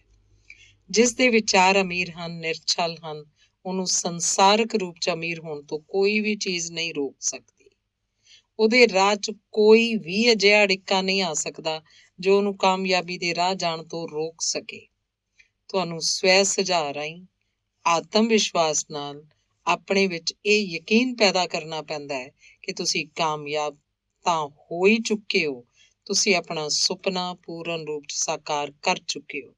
ਇੰਝ ਤੁਸੀਂ ਆਪਣੀਆਂ ਸ਼ਕਤੀਆਂ ਨੂੰ ਪੂਰਨ ਰੂਪ 'ਚ ਮਜ਼ਬੂਤ ਕਰ ਲੈਂਦੇ ਹੋ ਤੇ ਪੂਰੇ ਜਨੂੰਨ ਤੇ ਦੀਵਾਨੇਪਨ ਨਾਲ ਉਹਦੀ ਪ੍ਰਾਪਤੀ ਲਈ ਕੰਮ ਵਿੱਚ ਜੁਟ ਜਾਂਦੇ ਹੋ। ਤੁਹਾਡੇ ਆਪਣੇ ਵਿਸ਼ਵਾਸ ਨੂੰ ਅਡਿੱਗ ਰੱਖਣ ਲਈ ਤੁਹਾਡੇ ਵਿੱਚ ਲਗਨ, ਜਨੂੰਨ ਦੀ ਬਹੁਤ ਲੋੜ ਹੈ। ਕਾਮਯਾਬੀ ਇੱਕ ਚੰਗੇ ਸੁਪਨੇ ਨੂੰ ਲਗਾਤਾਰ ਸਾਕਾਰ ਕਰਨ ਲਈ ਕੀਤੇ ਜਾਣ ਵਾਲੇ ਯਤਨ ਦਾ ਨਾਂ ਹੈ। ਜਦੋਂ ਤੁਸੀਂ ਇਸ ਯਤਨ ਨੂੰ ਪੂਰੇ ਜਨੂੰਨ ਨਾਲ ਜਾਰੀ ਰੱਖਦੇ ਹੋ ਤਾਂ ਇੰਝ ਕਰਨਾ ਹੀ ਤੁਹਾਡੀ ਮੰਜ਼ਿਲ ਦੇ ਨੇੜੇ ਲੈ ਜਾਂਦਾ ਹੈ। ਤੁਹਾਡਾ ਇਹ ਜਨੂੰਨ ਹੀ ਹੈ ਜੋ ਤੁਹਾਡੇ ਅਚੇਤ ਨੂੰ ਤੁਹਾਡੀ ਕਾਮਯਾਬੀ ਦਾ ਸੰਦੇਸ਼ ਦੇ ਦਿੰਦਾ ਹੈ ਤੇ ਤੁਹਾਡਾ ਅਚੇਤ ਮਨ ਫੌਰਨ ਕਾਰਜਰਤ ਹੋ ਕੇ ਤੁਹਾਡੇ ਉਸ ਸੁਪਨੇ ਦਾ ਪਦਾਰਥਕ ਯਥਾਰਥ ਮੂਰਤ ਸਰੂਪ ਕਰਨ 'ਚ ਲੱਗ ਜਾਂਦਾ ਹੈ। ਤੁਸੀਂ ਕਾਮਯਾਬੀ ਦੇ ਪੰਧ ਤੇ ਅਗਰਸਰ ਹੋ ਕੇ ਆਪਣੀ ਮੰਜ਼ਿਲ ਤੇ ਪੁੱਜ ਜਾਂਦੇ ਹੋ, ਆਪਣੀ ਕਲਪਨਾ ਨੂੰ ਸਾਕਾਰ ਕਰ ਲੈਂਦੇ ਹੋ, ਆਪਣਾ ਲਕਸ਼ ਪ੍ਰਾਪਤ ਕਰ ਲੈਂਦੇ ਹੋ। ਜਦੋਂ ਤੁਸੀਂ ਮਨ 'ਚ ਧਾਰ ਲੈਂਦੇ ਹੋ ਕਿ ਇਹ ਚੀਜ਼ ਮੇਰੀ ਹੋ ਜਾਏਗੀ, ਇਹ ਚੀਜ਼ ਮੇਰੀ ਹੋ ਸਕਦੀ ਹੈ, ਤਾਂ ਉਸ ਚੀਜ਼ ਨੂੰ ਤੁਹਾਡੀ ਬਣਨ ਤੋਂ ਦੁਨੀਆ ਦੀ ਕੋਈ ਵੀ ਤਾਕਤ ਨਹੀਂ ਰੋਕ ਸਕਦੀ। ਧੰਨਵਾਦ। ਅਗਲਾ ਲੇਖ ਹੈ ਸੁਪਨਿਆਂ ਦੀ ਸਿਰਜਣਾ। ਅੱਜ ਦੇ ਸੰਸਾਰ 'ਚ ਅਸੀਂ ਜੋ ਵੀ ਚੀਜ਼ ਬਣੀ ਵੇਖ ਰਹੇ ਹਾਂ, ਇਹ ਕਦੀ ਕਿਸੇ ਨਾ ਕਿਸੇ ਦਾ ਸੁਪਨਾ ਹੋ ਗੁਜ਼ਰਿਆ ਹੈ। ਕਿਸੇ ਵੀ ਦੌਰ ਦੇ ਵਿਅਕਤੀ ਦਾ ਸੁਪਨਾ ਆਪਣੇ ਤੋਂ ਅਗਲੇ ਦੌਰ 'ਚ ਕਿਸੇ ਅਸੰਭਵ ਚੀਜ਼ ਨੂੰ ਸੰਭਵ ਬਣਾਉਣ ਦਾ ਰਿਹਾ ਹੈ। ਇਹ ਸਦਾ ਹੀ ਸੰਭਵ ਤੋਂ ਪਰੇ ਦਾ ਰਿਹਾ ਹੈ। ਜੇਕਰ ਕਿਸੇ ਦੌਰ ਦੇ ਲੋਕਾਂ ਵਿੱਚ ਸੁਪਨ ਸਾਜ਼ੀ ਦੀ ਕਮੀ ਰਹੀ ਹੁੰਦੀ ਜਾਂ ਉਹਨਾਂ ਦੇ ਸੁਪਨੇ ਸੀਮਤ ਰਹੇ ਹੁੰਦੇ, ਸੰਭਵ ਤੋਂ ਪਰੇ ਦੇ ਨਾ ਰਹੇ ਹੁੰਦੇ, ਤਾਂ ਵਿਕਾਸ ਦੀ ਸੰਭਾਵਨਾ ਵੀ ਸੀਮਤ ਹੋ ਕੇ ਰਹਿ ਜਾਂਦੀ। ਪਰ ਮਨੁੱਖ ਦਾ ਜੀਵਨ ਸਦਾ ਹੀ ਵਲਵਲੇ ਭਰਪੂਰ ਰਿਹਾ ਹੈ ਤੇ ਉਹ ਇੱਕ ਸੁਪਨਾ ਸਾਜ਼ ਕੇ, ਇੱਕ ਮਕਸਦ ਥਾਪ ਕੇ, ਉਹਦੀ ਦਿਸ਼ਾ ਨਿਰਧਾਰਿਤ ਕਰਕੇ ਭਵਿੱਖ ਵੱਲ ਅਹਿਮ ਪੁਲੰਘਾਂ ਪੱਟਦਾ ਹੈ। ਕੁਝ ਪਾਉਣ ਲਈ ਨੰਬਰ 1 ਸੁਪਨ ਸਾਜ਼ ਬਣੋ, ਨੰਬਰ 2 ਮਕਸਦ ਥਾਪੋ, ਨੰਬਰ 3 ਦਿਸ਼ਾ ਨਿਰਧਾਰਿਤ ਕਰੋ ਤੇ ਚੌਥਾ ਕੰਮ ਵਿੱਚ ਜੁਟ ਜਾਓ। ਜ਼ਿੰਦਗੀ ਭਾਵੇਂ ਕਿੰਨੀ ਵੀ ਵੱਡੀ ਹੋਵੇ, ਵਕਤ ਦੀ ਬਰਬਾਦੀ ਨਾਲ ਜਿੰਨੀ ਚਾਹੇ ਛੋਟੀ ਬਣਾਈ ਜਾ ਸਕਦੀ ਹੈ। ਜੌਨਸਨ ਨੇ ਕਿਹਾ ਹੈ। ਸੁਪਨਿਆਂ ਦੀ ਕਦੀ ਸਮਾਂ ਸੀਮਾ ਨਿਰਧਾਰਿਤ ਨਹੀਂ ਹੁੰਦੀ। ਇਹਨਾਂ ਦੀ ਪੂਰਤੀ ਹੀ ਇਹਨਾਂ ਦੀ ਸਮਾਂ ਸੀਮਾ ਹੁੰਦੀ ਹੈ। ਜੇਕਰ ਤੁਹਾਡੇ ਲਈ ਵਕਤ ਦਾ ਕੋਈ ਮਹੱਤਵ ਨਹੀਂ, ਤਾਂ ਤੁਸੀਂ ਆਪਣੇ ਸੁਪਨਿਆਂ ਦੀ ਸਿਰਜਣਾ ਨਹੀਂ ਕਰ ਸਕੋਗੇ, ਕਿਉਂਕਿ ਵਕਤ ਦੀ ਬਰਬਾਦੀ ਤੁਹਾਡੇ ਲਈ ਇੰਨੀ ਜ਼ਿੰਦਗੀ ਛੱਡੇਗੀ ਹੀ ਨਹੀਂ ਕਿ ਤੁਸੀਂ ਆਪਣੇ ਸੁਪਨੇ ਦੀ ਪੂਰਤੀ ਲਈ ਵਕਤ ਕੱਢ ਸਕੋ। ਹਰ ਨਵਾਂ ਦਿਨ ਤੁਹਾਨੂੰ ਤੁਹਾਡੇ ਮਕਸਦ ਦੀ ਪੂਰਤੀ ਦੇ ਨੇੜੇ ਲੈ ਕੇ ਜਾਂਦਾ ਹੈ। ਕੇਵਲ ਆਤਮ ਵਿਸ਼ਵਾਸ ਤੇ ਦ੍ਰਿੜਤਾ ਨਾਲ ਆਪਣੇ ਸੁਪਨੇ, ਆਪਣੇ ਮਕਸਦ ਤੇ ਪਹਿਰਾ ਦੇਣ ਨਾਲ ਹੀ ਤੁਸੀਂ ਇਹਨੂੰ ਸਾਕਾਰ ਕਰ ਸਕਦੇ ਹੋ। ਇਹੀ ਇਹਨੂੰ ਸਾਕਾਰ ਕਰਨ ਦੀ ਕੁੰਜੀ ਹੈ। ਜੋ ਅਸੰਭਵ ਹੈ ਉਹੀ ਤਾਂ ਤੁਹਾਡਾ ਸੁਪਨਾ ਹੋ ਸਕਦਾ ਹੈ, ਕਿਉਂਕਿ ਸੰਭਵ ਤਾਂ ਸਿਰੇ ਲੱਗ ਚੁੱਕੀ ਜਾਂ ਲੱਗ ਜਾਣ ਵਾਲੀ ਚੀਜ਼ ਹੈ। ਅਸੰਭਵ ਨੂੰ ਸਾਕਾਰ ਕਰਨ ਨੂੰ ਆਪਣਾ ਸੁਪਨਾ ਬਣਾਉਣ ਤੇ ਲਗਨ ਨਾਲ ਉਸ ਉਦੇਸ਼ ਦੀ ਪੂਰਤੀ ਲਈ ਜੁਟ ਜਾਣ ਵਾਲੇ ਹੀ ਕਾਮਯਾਬ ਹੁੰਦੇ ਹਨ।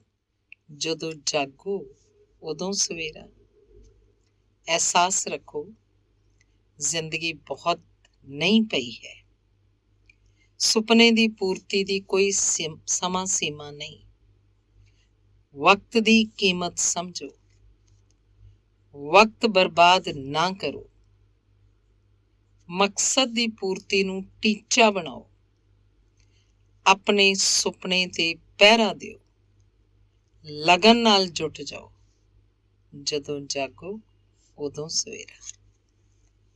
ਡਿਜ਼ਰਾਈਲੀ ਅਨੁਸਾਰ ਕਾਮਯਾਬੀ ਦਾ ਰਹੱਸ ਇਹ ਹੈ ਕਿ ਆਪਣੇ ਟੀਚੇ ਨੂੰ ਸਦਾ ਸਾਹਮਣੇ ਰੱਖੋ, ਆਪਣੇ ਸੁਪਨੇ ਨੂੰ ਸਦਾ ਧਿਆਨ 'ਚ ਰੱਖੋ, ਇਹ ਤੇ ਨਜ਼ਰ ਰੱਖੋ। ਸਭ ਕੁਝ ਭੁਲਾ ਕੇ ਅਰਜਨ ਵਾਂਗ ਆਪਣੀ ਨਿਗਾਹ ਮੱਛੀ ਦੀ ਅੱਖ ਤੇ ਟਿਕਾਓ। ਮੱਛੀ ਦੀ ਅੱਖ ਤੋਂ ਬਿਨਾਂ ਸੰਸਾਰ ਦਾ ਬਾਕੀ ਸਭ ਕੁਝ ਭੁਲਾ ਦਿਓ, ਵਿਸਾਰ ਦਿਓ। ਕੇਵਲ ਟੀਚੇ ਤੇ, ਲਕਸ਼ ਤੇ ਨਜ਼ਰ ਰੱਖੋ ਤੇ ਇਹਦੀ ਪ੍ਰਾਪਤੀ ਲਈ ਪੂਰਾ ਤਾਣ ਲਾ ਦਿਓ। ਨਿਰੰਤਰ ਅੱਗੇ ਵਧਦੇ ਰਹੋ। ਇਸ ਸੰਸਾਰ 'ਚ ਹਰੇਕ ਵਸਤੂ ਸੰਕਲਪ ਸ਼ਕਤੀ ਤੇ ਨਿਰਭਰ ਹੈ। ਮੰਜ਼ਿਲ ਤੇ ਪੁੱਜਣ ਲਈ ਰਾਹ ਦੇ ਕੰਢਿਆਂ ਨੂੰ ਤਾਂ ਚੁਗਣ ਦੀ ਲੋੜ ਹੈ, ਪਰ ਰਾਹ 'ਚ ਬਿਖਰੇ ਫੁੱਲਾਂ ਦੇ, ਨਹੀਂ ਟਹਿਕਦੇ ਬਗੀਚਿਆਂ ਦੇ ਮਾਲਕ ਬਣਨਾ। ਤੁਸੀਂ ਅੱਗੇ ਵਧਦੇ ਜਾਓ, ਪਰ ਰਾਹ 'ਚ ਬਿਖਰੇ ਫੁੱਲਾਂ ਦੇ ਨਹੀਂ, ਟਹਿਕਦੇ ਬਗੀਚਿਆਂ ਦੇ ਮਾਲਕ ਬਣਨਾ। ਤੁਸੀਂ ਅੱਗੇ ਵਧਦੇ ਜਾਓ। ਤੁਹਾਡੀ ਰਾਹ 'ਚ ਨਿਰੰਤਰ ਫੁੱਲ ਖਿੜਦੇ ਜਾਣਗੇ, ਖਿੜਦੇ ਰਹਿਣਗੇ ਤੇ ਆਖਰ ਤੁਸੀਂ ਪਾਓਗੇ ਕਿ ਤੁਸੀਂ ਫੁੱਲਾਂ ਨਾਲ ਗੁਲਜ਼ਾਰ ਇੱਕ ਟਹਿਕਦੇ ਬਗੀਚੇ 'ਚ ਪੁੱਜ ਗਏ ਹੋ। ਤੁਸੀਂ ਆਪਣਾ ਸੁਪਨਾ ਪਾ ਲਿਆ ਹੈ। ਤੁਸੀਂ ਮੰਜ਼ਿਲ ਸਰ ਕਰ ਲਈ ਹੈ, ਤੁਸੀਂ ਕਾਮਯਾਬੀ ਪਾ ਲਈ ਹੈ, ਤੁਸੀਂ ਫਤਿਹਯਾਬ ਹੋ ਕੇ ਲੋਕਾਂ ਵਿਚਕਾਰ ਧੌਣ ਅਕੜਾ ਕੇ ਖੜੇ। ਟੀਚਾ ਸਦਾ ਸਾਹਮਣੇ ਰੱਖੋ, ਨਜ਼ਰ ਸੁਪਨੇ ਤੇ ਰੱਖੋ, ਸੁਪਨੇ ਨੂੰ ਟੀਚਾ ਮਿੱਥੋ। ਰਾਹ ਦੇ ਕੰਢੇ ਚੁਣੋ, ਰਾਹ ਦੇ ਫੁੱਲ ਨਾ ਚੁਣੋ, ਨਿਗਾਹ ਬਗੀਚੇ ਤੇ ਰੱਖੋ। ਪੜ੍ਹੋ ਪਰ ਸੋਚੋ ਜ਼ਿਆਦਾ, ਬੋਲੋ ਘੱਟ, ਸੁਣੋ ਜ਼ਿਆਦਾ। ਆਪਣੇ ਮਕਸਦ ਦੀ ਪੂਰਤੀ ਲਈ, ਆਪਣੀ ਜਿੱਤ ਲਈ, ਕਾਮਯਾਬੀ ਲਈ, ਆਪਣੀ ਮੰਜ਼ਿਲ ਤੇ ਪੁੱਜਣ ਲਈ ਤੁਹਾਨੂੰ ਪੜ੍ਹਨ ਦੀ ਲੋੜ ਤਾਂ ਹੈ ਹੀ, ਵੱਧ ਸੋਚਣ ਦੀ ਵੀ ਲੋੜ ਹੈ। ਘੱਟ ਬੋਲਣ ਤੇ ਵਧੇਰੇ ਸੁਣਨ ਦੀ ਲੋੜ ਹੈ। ਇਸ ਨਾਲ ਬੁੱਧੀ ਤੀਬਰ ਹੁੰਦੀ ਹੈ ਤੇ ਸੋਚੇ ਸੁਣੇ ਤੇ ਉਣੇ ਵਿਚਾਰਾਂ ਦਾ ਮੰਥਨ ਹੀ ਮੰਜ਼ਿਲ ਦੀ ਤਲਾਸ਼ ਲਈ ਚੁਣੇ ਤੁਹਾਡੇ ਰਾਹ ਦੀ ਦਰੁਸਤੀ ਦਾ ਜਾਮਨ ਬਣੇਗਾ। ਤੁਸੀਂ ਆਪਣੇ ਸੁਪਨੇ ਨੂੰ ਸੋਚ ਵਿਚਾਰ ਦੀ ਕਸੌਟੀ ਤੇ ਪਰਖ ਕੇ ਆਪਣੇ ਅੰਦਰ ਆਤਮ ਵਿਸ਼ਵਾਸ ਪੈਦਾ ਕਰਨ ਦੇ ਰਾਹ ਪੈ ਜਾਂਦੇ ਹੋ। ਪੜ੍ਹੋ ਪਰ ਸੋਚੋ ਜ਼ਿਆਦਾ, ਬੋਲੋ ਘੱਟ, ਸੁਣੋ ਜ਼ਿਆਦਾ। ਸੁਣੇ ਸੋਚੇ ਉਣੇ ਵਿਚਾਰਾਂ ਦਾ ਮੰਥਨ ਕਰੋ, ਸੁਪਨਾ ਸੋਚ ਵਿਚਾਰ ਦੀ ਕਸੌਟੀ ਤੇ ਪਰਖੋ। ਆਤਮ ਵਿਸ਼ਵਾਸ, ਆਤਮ ਗਿਆਨ, ਆਤਮ ਸੰਜਮ, ਸਿਰਫ ਇਹੀ 3 ਚੀਜ਼ਾਂ ਜੀਵਨ ਨੂੰ ਪਰਮ ਸ਼ਕਤੀ ਪ੍ਰਦਾਨ ਕਰਦੀਆਂ ਹਨ। ਟੈਨੀਸਨ ਨੇ ਕਿਹਾ, ਜਦੋਂ ਤੁਹਾਡਾ ਕੋਈ ਸੁਪਨਾ ਹੁੰਦਾ ਹੈ ਤਾਂ ਤੁਸੀਂ ਉਹਨੂੰ ਪਾਲਦੇ ਹੋ ਤੇ ਇਸ ਨੂੰ ਵਿਕਸਿਤ ਕਰਨ ਲਈ ਦਿਸ਼ਾ ਚੁਣਦੇ ਹੋ, ਸੇਧ ਦਿੰਦੇ ਹੋ। ਅੰਤ ਵਿੱਚ ਇਹੀ ਕਰਨਾ ਤੁਹਾਡੀ ਕਾਮਯਾਬੀ ਦਾ ਰਾਜ਼ ਬਣ ਜਾਂਦਾ ਹੈ। ਤੁਹਾਡਾ ਆਤਮ ਗਿਆਨ, ਤੁਹਾਡਾ ਆਤਮ ਸੰਜਮ ਤੁਹਾਨੂੰ ਪਰਮ ਸ਼ਕਤੀ ਪ੍ਰਦਾਨ ਕਰਦੇ ਹੈ। ਜੇ ਤੁਸੀਂ ਕਾਮਯਾਬੀ ਦੇ ਪੱਥ ਤੇ ਅਗਰਸਰ ਹੋ ਜਾਂਦੇ ਹੋ, ਤੁਹਾਡੇ ਸੁਪਨੇ ਹੀ ਹਨ ਜੋ ਤੁਹਾਡੇ ਜੀਵਨ ਦੀ ਬਰਬਾਦੀ ਦੇ ਵਿਰੁੱਧ ਤੁਹਾਡਾ ਕਵਚ ਬਣਦੇ ਹਨ। ਇਸ ਕਾਮਯਾਬੀ ਦਾ ਸਿਹਰਾ ਤੁਹਾਡੇ ਸਿਰ ਤੁਹਾਡੀ ਲਿਆਕਤ, ਨਿਪੁੰਨਤਾ ਤੇ ਯੋਗਤਾ ਤੇ ਕੁਝ ਨਵਾਂ ਕਰ ਵਿਖਾਉਣ ਦਾ ਸੰਕਲਪ ਹੀ ਬਣਦਾ ਹੈ। ਜਿਹਦਾ ਕੋਈ ਸੁਪਨਾ ਨਹੀਂ, ਉਹਦਾ ਕੋਈ ਜੀਵਨ ਨਹੀਂ। ਜਿੱਥੇ ਕੋਈ ਚਾਹਨਾ ਹੀ ਨਹੀਂ, ਲਗਨ ਹੀ ਨਹੀਂ, ਸੁਪਨਾ ਹੀ ਨਹੀਂ, ਚੇਟਕ ਨਹੀਂ, ਉੱਥੇ ਕਿਸੇ ਯਤਨ ਦਾ ਹੋਣਾ ਅਸੰਭਵ ਹੈ। ਯਤਨ ਹੋ ਹੀ ਨਹੀਂ ਸਕਦਾ, ਯਤਨ ਕੀਤਾ ਹੀ ਨਹੀਂ ਜਾ ਸਕਦਾ। ਤੇ ਜੋ ਯਤਨ ਨਹੀਂ ਕਰ ਸਕਦਾ ਉਹਨੂੰ ਦੂਜਿਆਂ ਦੇ ਸਹਾਰੇ ਤੇ ਜੀਣਾ ਪਏਗਾ। ਤੇ ਜੋ ਦੂਜਿਆਂ ਦੇ ਸਹਾਰੇ ਜੀਣ ਲਈ ਮਜਬੂਰ ਹੋਏਗਾ, ਉਹਨੂੰ ਜੀਵਨ 'ਚ ਸਦਾ ਅਪਮਾਨ ਦੇ ਘੁੱਟ ਹੀ ਪੀਣੇ ਪੈਣਗੇ। ਸੁਪਨੇ ਦੀ ਦਿਸ਼ਾ ਨਿਰਧਾਰਿਤ ਕਰੋ, ਆਤਮ ਵਿਸ਼ਵਾਸ ਪੈਦਾ ਕਰੋ। ਸੁਪਨਾ ਜੀਵਨ ਦੀ ਬਰਬਾਦੀ ਵਿਰੁੱਧ ਕਵਚ ਹੈ। ਦੂਜਿਆਂ ਦਾ ਸਹਾਰਾ ਛੱਡੋ। ਮਨੁੱਖ ਆਪਣੇ ਹਾਲਾਤ ਨਹੀਂ ਚੁਣ ਸਕਦਾ, ਪਰ ਵਿਚਾਰ ਤਾਂ ਚੁਣ ਸਕਦਾ ਹੈ। ਮਨੁੱਖ ਦੇ ਭਾਵੇਂ ਇਹ ਹੱਥ ਵਿੱਚ ਨਹੀਂ ਕਿ ਉਹ ਆਪਣੇ ਹਾਲਾਤ ਆਪਣੇ ਮੁਤਾਬਕ ਚੁਣ ਸਕੇ, ਪਰ ਇਹ ਨਿਰਸੰਦੇਹ ਉਹਦੇ ਹੱਥ ਵਿੱਚ ਹੈ ਕਿ ਉਹ ਆਪਣੇ ਵਿਚਾਰ ਚੁਣ ਸਕੇ, ਪਾਲ ਸਕੇ। ਤੇ ਇਹਨਾਂ ਵਿਚਾਰਾਂ ਨਾਲ ਉਹ ਸਿੱਧੇ ਰੂਪ 'ਚ ਆਪਣੇ ਹਾਲਾਤ ਦੇ ਨਿਰਮਾਣ ਰਾਹੀਂ ਸਾਜ਼ਗਾਰ ਰਾਹ ਚੁਣ ਸਕਦਾ ਹੈ, ਵਸੀਲਾ ਬਣਾ ਸਕਦਾ ਹੈ। ਆਪਣੇ ਸੁਪਨਿਆਂ ਦੀ ਸਾਰਥਕਤਾ ਤੇ ਇਹਨਾਂ ਦੀ ਪੂਰਤੀ ਲਈ ਸੰਕਲਪ ਸ਼ਕਤੀ ਪੈਦਾ ਕਰਨ ਵਾਸਤੇ ਤੁਹਾਨੂੰ ਆਪਣੀ ਸੋਚ ਨੂੰ ਸਿਰਜਣਾਤਮਕ ਬਣਾਉਣਾ ਪਏਗਾ।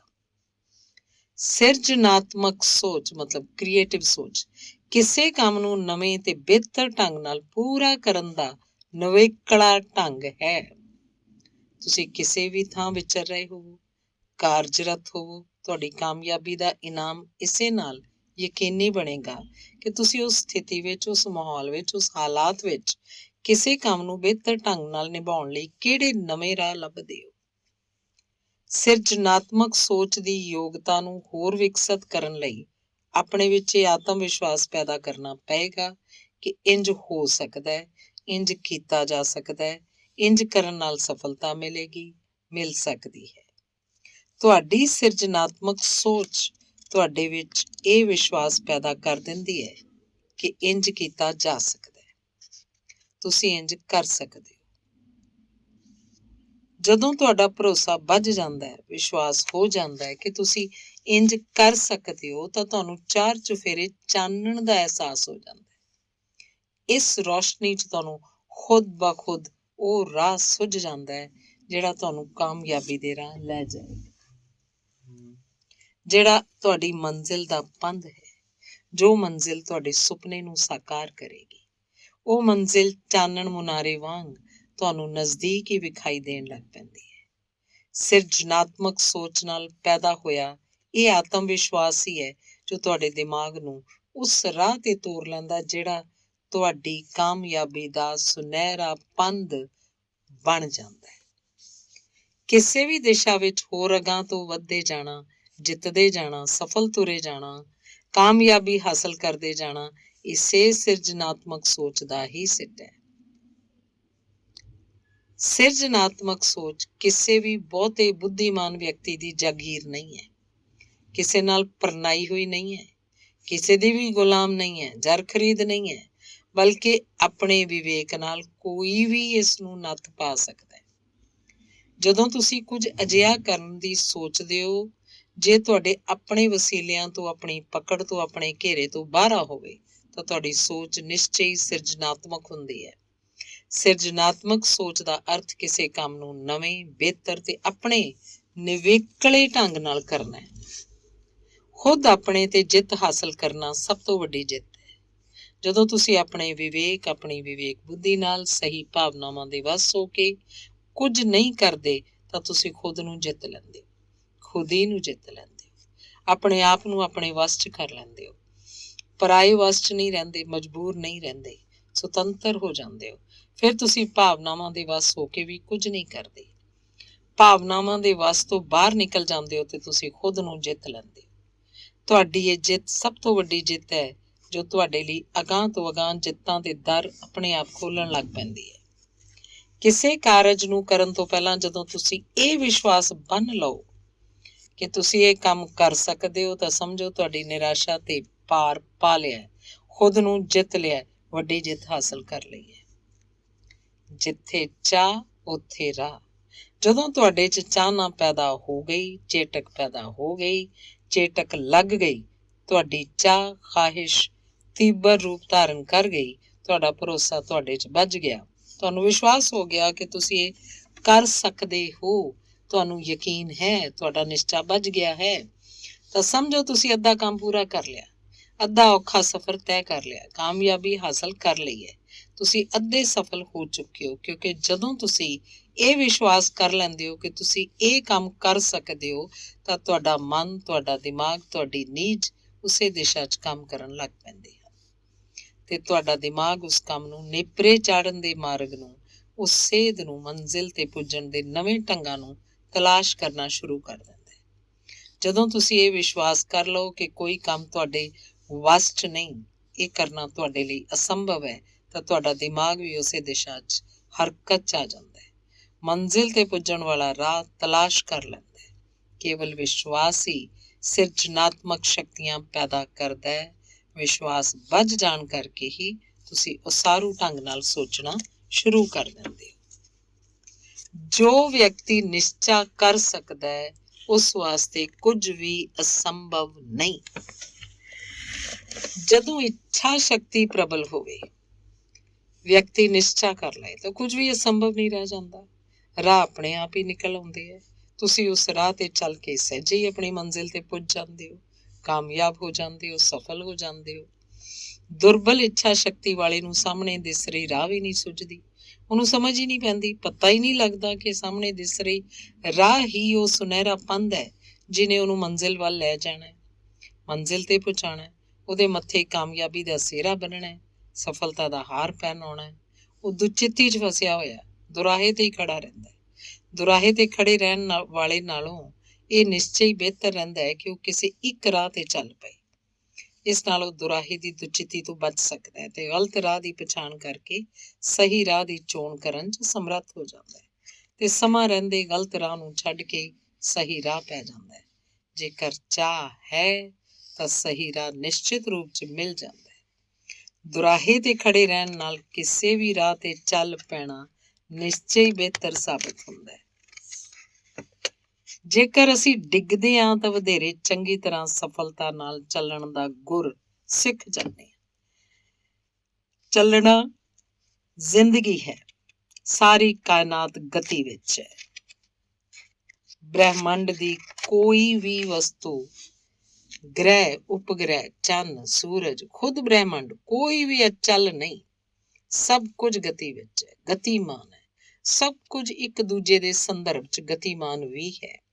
ਇਸ ਬ੍ਰਹਿਮੰਡ 'ਚ ਕੋਈ ਵੀ ਵਸਤੂ ਸਥਿਰ ਨਹੀਂ ਹੈ। ਸਭ ਕੁਝ ਚਾਲ ਵਿੱਚ ਹੈ, ਵੇਗ ਵਿੱਚ ਹੈ, ਆਪਣੀ ਥਾਂ ਤੋਂ ਅਗਾਂਹ ਜਾ ਰਿਹਾ, ਪਿਛਾਂਹ ਨਹੀਂ ਜਾ ਰਿਹਾ। ਗਤੀ ਤੋਂ ਬਿਨਾਂ ਕੋਈ ਵਿਕਾਸ ਨਹੀਂ ਹੁੰਦਾ। ਪਿੱਛਲ ਗਤੀ 'ਚ ਕੋਈ ਵਿਕਾਸ ਨਹੀਂ ਹੁੰਦਾ। ਗਤੀ ਤੋਂ ਬਿਨਾਂ ਕੋਈ ਤਬਦੀਲੀ ਨਹੀਂ ਹੁੰਦੀ। ਕੋਈ ਤਬਦੀਲੀ ਹੋ ਹੀ ਨਹੀਂ ਸਕਦੀ।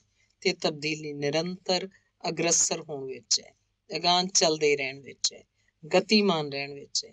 ਗਤੀ ਹੀ ਹੈ ਜੋ ਪੁਰਾਣੇ ਨੂੰ ਬਦਲ ਕੇ ਨਵੇਂ ਨਕਸ਼ੇ ਵਾਲਾ ਨਵਾਂ ਰੂਪ ਚਿੱਤਰਦੀ ਹੈ, ਨਵੀਨ ਨਿਰੂਪਣ ਕਰਦੀ ਹੈ। ਕਿਸੇ ਵਸਤੂ ਦਾ ਸਥਿਰ ਹੋਣਾ ਉਹਦੀ ਮੌਤ ਹੈ। ਮੌਤ ਸਥਿਰ ਹੋ ਜਾਣ ਦਾ ਹੀ ਦੂਜਾ ਨਾਂ ਹੈ। ਗਤੀ ਜੀਵਨ ਹੈ, ਜੀਵਨ ਗਤੀਮਾਨ ਹੈ।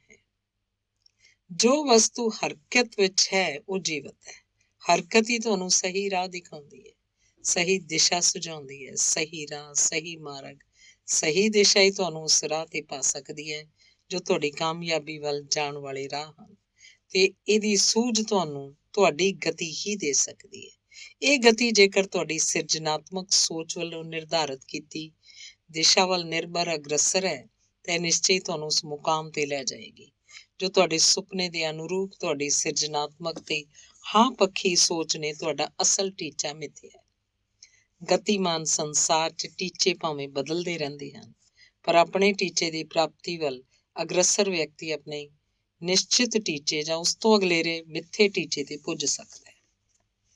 ਗਤੀਮਾਨ ਵਿਅਕਤੀ ਦੀ ਇਹ ਵਿਡੰਬਨਾ ਕਦੀ ਵੀ ਨਹੀਂ ਹੋ ਸਕਦੀ ਕਿ ਉਹ ਟੀਚੇ ਤੋਂ ਉਰਲੇ ਪਾਸੇ ਹੀ ਗਤੀਹੀਨ ਹੋ ਕੇ ਪਸਤ ਹੋ ਕੇ ਹਨੇਰੇ ਦੀਆਂ ਖੁੰਦਰਾਂ ਵਿੱਚ ਸੌਂ ਜਾਏ। ਨੀਂਦਰ ਆਪਣੇ ਲਕਸ਼ ਦੀ ਪ੍ਰਾਪਤੀ ਤੋਂ ਬਾਅਦ ਚੈਨ ਦੀ ਗੋਦ 'ਚ ਨਵੇਂ ਸੁਪਨਿਆਂ ਦੀ ਤਲਾਸ਼ ਦਾ ਮੰਜ਼ਰ ਹੈ। ਗਤੀਮਾਨ ਮਨੁੱਖ ਕਦੀ ਨਿਦਰਾ ਦੀ ਆਗੋਸ਼ 'ਚ ਨਹੀਂ ਜਾ ਸਕਦਾ ਕਿਉਂਕਿ ਇਹ ਪੂਰਨ ਰੂਪ 'ਚ ਗਤੀ ਦੇ ਵਿਰੋਧ ਵਿੱਚ ਹੈ, ਜੀਵਨ ਦੇ ਵਿਰੋਧ ਵਿੱਚ ਹੈ। ਗਤੀਮਾਨ ਅਵਸਥਾ ਦੇ ਵੇਗ 'ਚ ਖਿਣ ਪਲ ਦਾ ਅੰਤਰ ਹੋ ਸਕਦਾ ਹੈ, ਪਰ ਗਤੀਮਾਨ ਤੇ ਜੜ ਅਵਸਥਾ ਦੀ ਦੂਰੀ ਵਿੱਚ ਨਿਰੰਤਰ ਵਾਧਾ ਹੁੰਦਾ ਰਹਿੰਦਾ ਹੈ ਤੇ ਈਰਖਾ ਆਖਰਕਾਰ ਇਸ ਬ੍ਰਹਿਮੰਡ 'ਚ ਦੋਹਾਂ ਵਿਚਕਾਰ ਆਪਸ 'ਚ ਮੁੱਕ ਜਾਂਦੀ ਹੈ।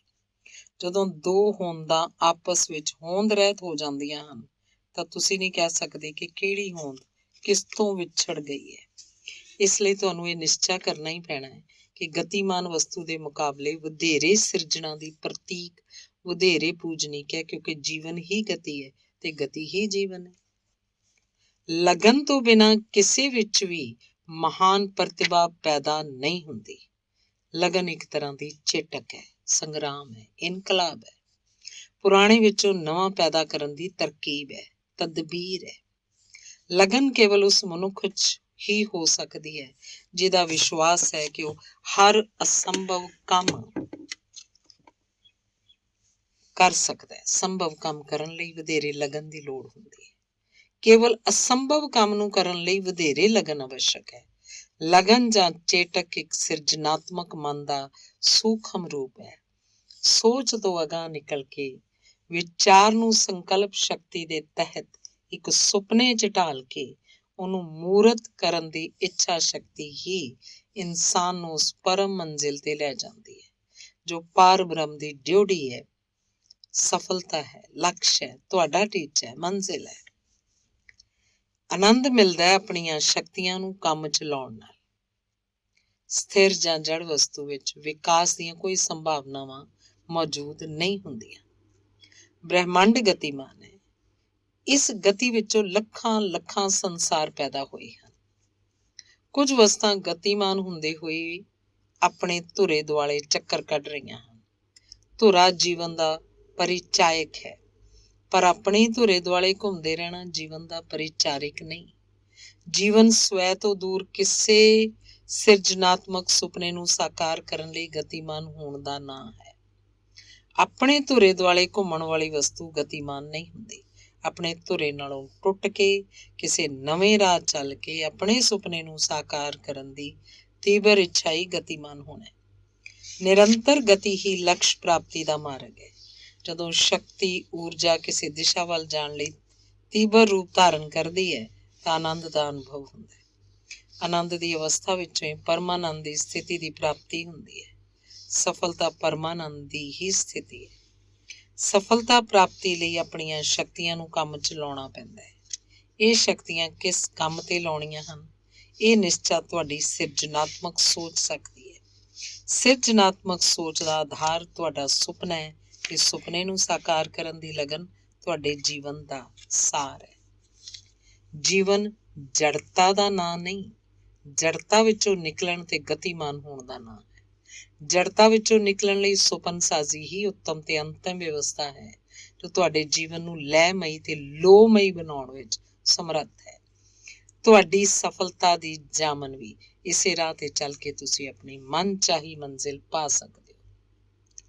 ਜੀਵਨ ਵਿੱਚ ਨਿਰੰਤਰ ਤਾਜ਼ਗੀ ਤੇ ਪੂਰੀ ਦਿਲਚਸਪੀ ਤਾਂ ਹੀ ਪੈਦਾ ਹੋ ਸਕਦੀ ਹੈ ਜੇਕਰ ਅੰਦਰੂਨੀ ਵਿਕਾਸ ਨਿਰੰਤਰ ਹੁੰਦਾ ਰਹੇ। ਹਰ ਵਸਤੂ ਵਿਕਸਿਤ ਹੁੰਦੀ ਹੈ, ਵਿਕਾਸ ਕਰਦੀ ਹੈ। ਨਿਰਜਿੰਦ ਵਸਤੂ ਦਾ ਵਿਕਾਸ ਨਾਲ ਕੋਈ ਸੰਬੰਧ ਨਹੀਂ ਹੁੰਦਾ, ਕੋਈ ਰਿਸ਼ਤਾ ਨਹੀਂ, ਕੋਈ ਨਾਤਾ ਨਹੀਂ। ਨਿਰਜਿੰਦ ਵਸਤੂ ਵਿੱਚ ਖੋਰਾ ਆਉਂਦਾ ਹੈ, ਉਹ ਘਟਦੀ ਹੈ, ਉਹ ਖਤਮ ਹੁੰਦੀ ਜਾਂਦੀ ਹੈ, ਅੰਤ ਵਿੱਚ ਆਪਣੀ ਹੋਂਦ ਗਵਾ ਦਿੰਦੀ ਹੈ। ਸਿਰਜਣਾ ਸ਼ਕਤੀ ਤੋਂ ਬਿਨਾਂ ਸੁਪਨ ਸਾਜ਼ੀ ਵੀ ਨਿਰਜਿੰਦ ਵਸਤੂ ਹੀ ਹੁੰਦੀ ਹੈ। ਇਹ ਸੁਪਨਾ ਸੰਕਲਪ ਸ਼ਕਤੀ ਤੋਂ ਬਿਨਾਂ ਕਦੀ ਵੀ ਸਾਕਾਰ ਨਹੀਂ ਹੋ ਸਕਦਾ। ਇਸ ਵਾਸਤੇ ਅੰਦਰੂਨੀ ਵਿਕਾਸ ਬੜਾ ਹੀ ਜ਼ਰੂਰੀ ਹੈ। ਅੰਦਰੂਨੀ ਵਿਕਾਸ ਦੇ ਨਾਲ ਹੀ ਸੁਪਨ ਸਾਜ਼ੀ ਦਾ ਸਿੱਧਾ ਸੰਬੰਧ ਹੁੰਦਾ ਹੈ। ਜਿਸ ਪੱਧਰ ਦਾ ਵਿਕਾਸ ਹੁੰਦਾ, ਮਨੁੱਖ ਦਾ ਸੁਪਨਾ ਵੀ ਉਸੇ ਦੇ ਅਨੁਰੂਪ ਹੁੰਦਾ ਹੈ ਤੇ ਉਹਦਾ ਟੀਚਾ ਵੀ ਉਸੇ ਧਰਾਤਲ ਤੇ ਟਿਕਿਆ ਹੁੰਦਾ ਹੈ। ਜਿਹੋ ਜਿਹਾ ਧਰਾਤਲ ਹੁੰਦਾ ਹੈ, ਉਸੇ ਤਰ੍ਹਾਂ ਦਾ ਵਿਕਾਸ ਕਿਸੇ ਵਸਤੂ ਦਾ ਹੋ ਸਕਦਾ ਹੈ, ਕਿਉਂਕਿ ਜੜ੍ਹਾਂ ਧਰਾਤਲ ਦੇ ਅਨੁਰੂਪ ਹੀ ਗਹਿਰੀਆਂ ਹੋ ਸਕਦੀਆਂ ਹਨ। ਤੁਹਾਨੂੰ ਵੀ ਆਪਣੇ ਮਸਤਕ ਨੂੰ ਜ਼ਰਖੇਜ਼ ਬਣਾਉਣ ਲਈ, ਆਪਣਾ ਅੰਦਰੂਨੀ ਵਿਕਾਸ ਨਿਰੰਤਰ ਕਰਨ ਲਈ ਸੁਣੇ ਤੇ ਥਾਪੇ ਵਿਚਾਰਾਂ ਦਾ ਮੰਥਨ ਕਰਨਾ ਪਏਗਾ। ਮੰਥਨ ਦਾ ਭਾਵ ਆਪਣੇ ਆਪ 'ਚ ਕਿਰਿਆਸ਼ੀਲ ਹੋਣਾ ਹੈ। ਜੋ ਵਿਅਕਤੀ ਕਿਰਿਆਸ਼ੀਲ ਹੋਣ ਦੀ ਵਿਧੀ ਅਪਣਾਉਂਦਾ ਹੈ, ਉਹੀ ਸਿੱਟੇ ਕੱਢ ਸਕਦਾ ਹੈ। ਜਦੋਂ ਤੁਸੀਂ ਕਿਤੇ ਕੰਮ ਤੇ ਲੱਗਣ ਜਾਂਦੇ ਹੋ ਤਾਂ ਪਹਿਲਾਂ ਇਹੀ ਪਰਖ ਕੀਤੀ ਜਾਂਦੀ ਹੈ ਕਿ ਕੀ ਤੁਸੀਂ ਇਸ ਕੰਮ ਨੂੰ ਕਰ ਸਕੋਗੇ, ਕੀ ਤੁਹਾਨੂੰ ਇਹ ਸਮਝ ਵਿੱਚ ਪੈ ਜਾਏਗਾ, ਕੀ ਤੁਸੀਂ ਇਹਨੂੰ ਖੁਦ ਹੀ ਕਰ ਲਓਗੇ ਜਾਂ ਤੁਹਾਨੂੰ ਸਮਝਾਉਣਾ ਪਏਗਾ। ਇਸ ਪਰਖ ਤੋਂ ਤੁਹਾਡੇ ਬਾਰੇ ਇਸ ਨਤੀਜੇ ਤੇ ਪੁੱਜਿਆ ਜਾ ਸਕਦਾ ਹੈ ਕਿ ਤੁਸੀਂ ਕਿਰਿਆਸ਼ੀਲ ਵਿਅਕਤੀ ਹੋ। ਧੰਨਵਾਦ। ਅਗਲਾ ਲੇਖ ਹੈ ਮੂੰਹ ਮੰਗਿਆ ਵਰਦਾਨ। ਆਮ ਤੌਰ ਤੇ ਤੁਸੀਂ ਇਤਿਹਾਸਿਕ ਕਥਾਵਾਂ 'ਚ ਪੜ੍ਹਦੇ ਹੋ ਕਿ ਫਲਾਣੇ ਵਿਅਕਤੀ ਨੇ ਪਰਮਾਤਮਾ ਦੀ ਤਪੱਸਿਆ ਕਰਕੇ ਮੂੰਹ ਮੰਗਿਆ ਵਰਦਾਨ ਪਾ ਲਿਆ। ਉਹਦੀ ਤਪੱਸਿਆ ਤੋਂ ਖੁਸ਼ ਹੋ ਕੇ ਦੇਵਤਾ ਪ੍ਰਗਟ ਹੋਏ ਤੇ ਮੂੰਹ ਮੰਗਿਆ ਵਰਦਾਨ ਦੇ ਦਿੱਤਾ। ਤੁਸੀਂ ਇਸ ਉੱਪਰ ਅਵਿਸ਼ਵਾਸ ਕਰ ਸਕਦੇ ਹੋ, ਪਰ ਮੈਂ ਨਹੀਂ ਕਰਦਾ। ਮੈਂ ਜਾਣਦਾ ਕਿ ਆਦਮੀ ਮੂੰਹ ਮੰਗਿਆ ਵਰ ਪ੍ਰਾਪਤ ਕਰ ਸਕਦਾ ਹੈ। ਆਦਮੀ ਤਪੱਸਿਆ ਕਰੇ ਤਾਂ ਕੀ ਨਹੀਂ ਪਾ ਸਕਦਾ। ਤਪੱਸਿਆ ਮਤਲਬ ਮਿਹਨਤ। ਇੱਕ ਬਹੁਤ ਪੁਰਾਣੇ ਫਿਲਾਸਫਰ ਨੇ ਕਿਹਾ ਸੀ ਕਿ ਕੱਲ ਦੀ ਫਿਕਰ ਛੱਡ ਦਿਓ, ਕੱਲ ਆਪਣੀ ਸੁਧ ਆਪ ਹੀ ਲਏਗਾ। ਅੱਜ ਦੀਆਂ ਕਠਿਨਾਈਆਂ ਹੀ ਅੱਜ ਲਈ ਕੀ ਘੱਟ ਹਨ। ਠੀਕ ਹੈ, ਭਵਿੱਖ ਲਈ ਯੋਜਨਾਵਾਂ ਜ਼ਰੂਰ ਬਣਾਓ, ਪਰ ਪਹਿਲੇ ਪ੍ਰਭੂ ਈਸਾ ਦੇ ਵਚਨਾਂ ਦਾ ਸਾਰੰਸ਼ ਸਮਝਣ ਦਾ ਯਤਨ ਕਰੋ। ਕੱਲ ਦੀ ਚਿੰਤਾ ਛੱਡ ਦਿਓ ਦਾ ਭਾਵ ਹੈ ਕੱਲ ਦੇ ਵਿਚਾਰ ਜ਼ਰੂਰ ਕਰੋ, ਉਹਦੇ ਗਹਿਰਾਈ ਨਾਲ ਸੋਚੋ, ਯੋਜਨਾਵਾਂ ਬਣਾਓ, ਤਿਆਰੀਆਂ ਕਰੋ, ਪਰ ਉਸ ਲਈ ਫਿਕਰਮੰਦ ਨਾ ਹੋਵੋ। ਸਾਡੇ ਵਰਤਮਾਨ ਜੀਵਨ ਦੀ ਵਿਚਿੱਤਰਤਾ ਵਿੱਚੋਂ ਇੱਕ ਇਹ ਵੀ ਹੈ ਕਿ ਹਸਪਤਾਲਾਂ 'ਚ ਅੱਧੇ ਤੋਂ ਵੱਧ ਥਾਵਾਂ ਉਹਨਾਂ ਰੋਗੀਆਂ ਲਈ ਹਨ ਜਿਹੜੇ ਨਰਵਸ ਰੋਗਾਂ ਜਾਂ ਮਾਨਸਿਕ ਰੋਗਾਂ ਨਾਲ ਪੀੜਤ ਰਹਿੰਦੇ। ਉਹਨਾਂ 'ਚੋਂ ਬਹੁਤੇ ਅੱਜ ਵੀ ਸੁਖੀ ਤੇ ਉਪਯੋਗੀ ਜੀਵਨ ਗੁਜ਼ਾਰਦੇ ਜੇ ਉਹ ਸਰ ਵਿਲੀਅਮ ਆਸਟਲਰ ਦੇ ਇਹਨਾਂ ਸ਼ਬਦਾਂ ਤੇ ਧਿਆਨ ਦਿੰਦੇ ਜਿਨ੍ਹਾਂ 'ਚ ਤਰਤੀਬਵਾਰ ਕੱਲ ਦੀ ਚਿੰਤਾ ਛੱਡੋ ਤੇ ਅੱਜ ਦੀ ਪ੍ਰਿਧੀ 'ਚ ਰਹੋ ਦੀ ਸਲਾਹ ਦਿੱਤੀ ਗਈ ਹੈ। ਅਸੀਂ ਭੂਤ ਤੇ ਭਵਿੱਖ ਦੇ ਮੇਲ ਸਥਾਨ ਤੇ ਖੜੇ ਰਹਿੰਦੇ ਹਾਂ। ਇੱਕ ਪਾਸੇ ਵਿਸ਼ਾਲ ਬੀਤਣ ਵਾਲਾ ਸਮਾਂ ਤੇ ਜਿਹੜਾ ਕਦੇ ਵਾਪਸ ਨਹੀਂ ਆਏਗਾ, ਤੇ ਦੂਜੇ ਪਾਸੇ ਭਵਿੱਖ ਹੈ ਜਿਹੜਾ ਤੇਜ਼ੀ ਨਾਲ ਸਾਡੇ ਵੱਲ ਆ ਰਿਹਾ ਹੈ।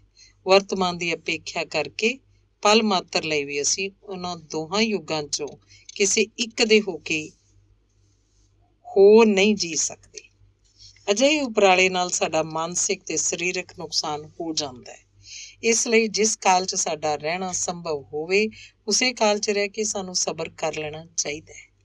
ਰੋਮਨ ਕਵੀ ਹੋਗਸ ਨੇ ਈਸਾ ਤੋਂ 300 ਵਰ੍ਹੇ ਪਹਿਲਾਂ ਇੱਕ ਕਾਵ ਟੁਕੜੇ 'ਚ ਆਧੁਨਿਕ ਯੁੱਗ ਨੂੰ ਪ੍ਰਗਟਾਇਆ ਸੀ। ਸੁਖੀ ਮਾਨਵਤਾ ਉਹੀ ਹੈ ਅੱਜ ਨੂੰ ਜਿਹੜਾ ਆਪਣਾ ਬਣਾ ਲਵੇ ਤੇ ਉਤਸ਼ਾਹਿਤ ਹੋ ਕੇ ਕਹਿ ਦੇਵੇ, ਜੀ ਲਿਆ ਬਸ ਅੱਜ ਮੈਂ ਤਾਂ, ਕੱਲ ਜੋ ਕਰਨਾ ਹੋਵੇ ਤੂੰ ਕਰ ਲੈ। ਦੁੱਖ ਹੈ ਕਿ ਮਾਨਵ ਪ੍ਰਵਿਰਤੀ ਦੀ ਬਹੁਤ ਹੀ ਜ਼ਿਆਦਾ ਫਿਕਰਮੰਦੀ ਵਾਲੀ ਪ੍ਰਵਿਰਤੀ ਹੈ। ਉਹ ਵਸਤੂ ਸਥਿਤੀ ਤੋਂ ਫਰਾਰ ਹੋ ਜਾਂਦਾ ਹੈ। ਆਪਣੀ ਖਿੜਕੀ ਤੋਂ ਬਾਹਰ ਇਠਲਾਉਂਦੇ ਉਹਨਾਂ ਵਿਕਸਤ ਪੁਰਸ਼ਾਂ ਦੀ ਸੁੰਦਰਤਾ ਦੀ ਅਪੇਖਿਆ ਕਰ ਉਹ ਪੁਲਾੜ ਦੇ ਕਾਲਪਨਿਕ ਜੰਗਲ 'ਚ ਗੁਆਚ ਜਾਂਦਾ ਹੈ। ਆਖਰ ਅਸੀਂ ਅਜਿਹੀ ਮੂਰਖਤਾ ਕਿਉਂ ਕਰਦੇ ਹਾਂ? ਅਸੀਂ ਇੰਨੇ ਲਾਚਾਰ ਤੇ ਤਰਸਯੋਗ ਕਿਉਂ ਬਣ ਜਾਂਦੇ ਹਾਂ? ਈਸਾ ਤੋਂ 500 ਵਰ੍ਹੇ ਪਹਿਲਾਂ ਇੱਕ ਯੂਨਾਨੀ ਫਿਲਾਸਫਰ ਸਕਲੀਟਸ ਨੇ ਆਪਣੇ ਸ਼ਿਸ਼ਾਂ ਨੂੰ ਇੱਕ ਬੜੀ ਕੀਮਤੀ ਗੱਲ ਦੱਸੀ ਸੀ ਕਿ ਸਭ ਕੁਝ ਬਦਲਦਾ ਹੈ, ਸਿਰਫ ਪਰਿਵਰਤਨ ਦਾ ਨਿਯਮ ਨਹੀਂ ਬਦਲਦਾ।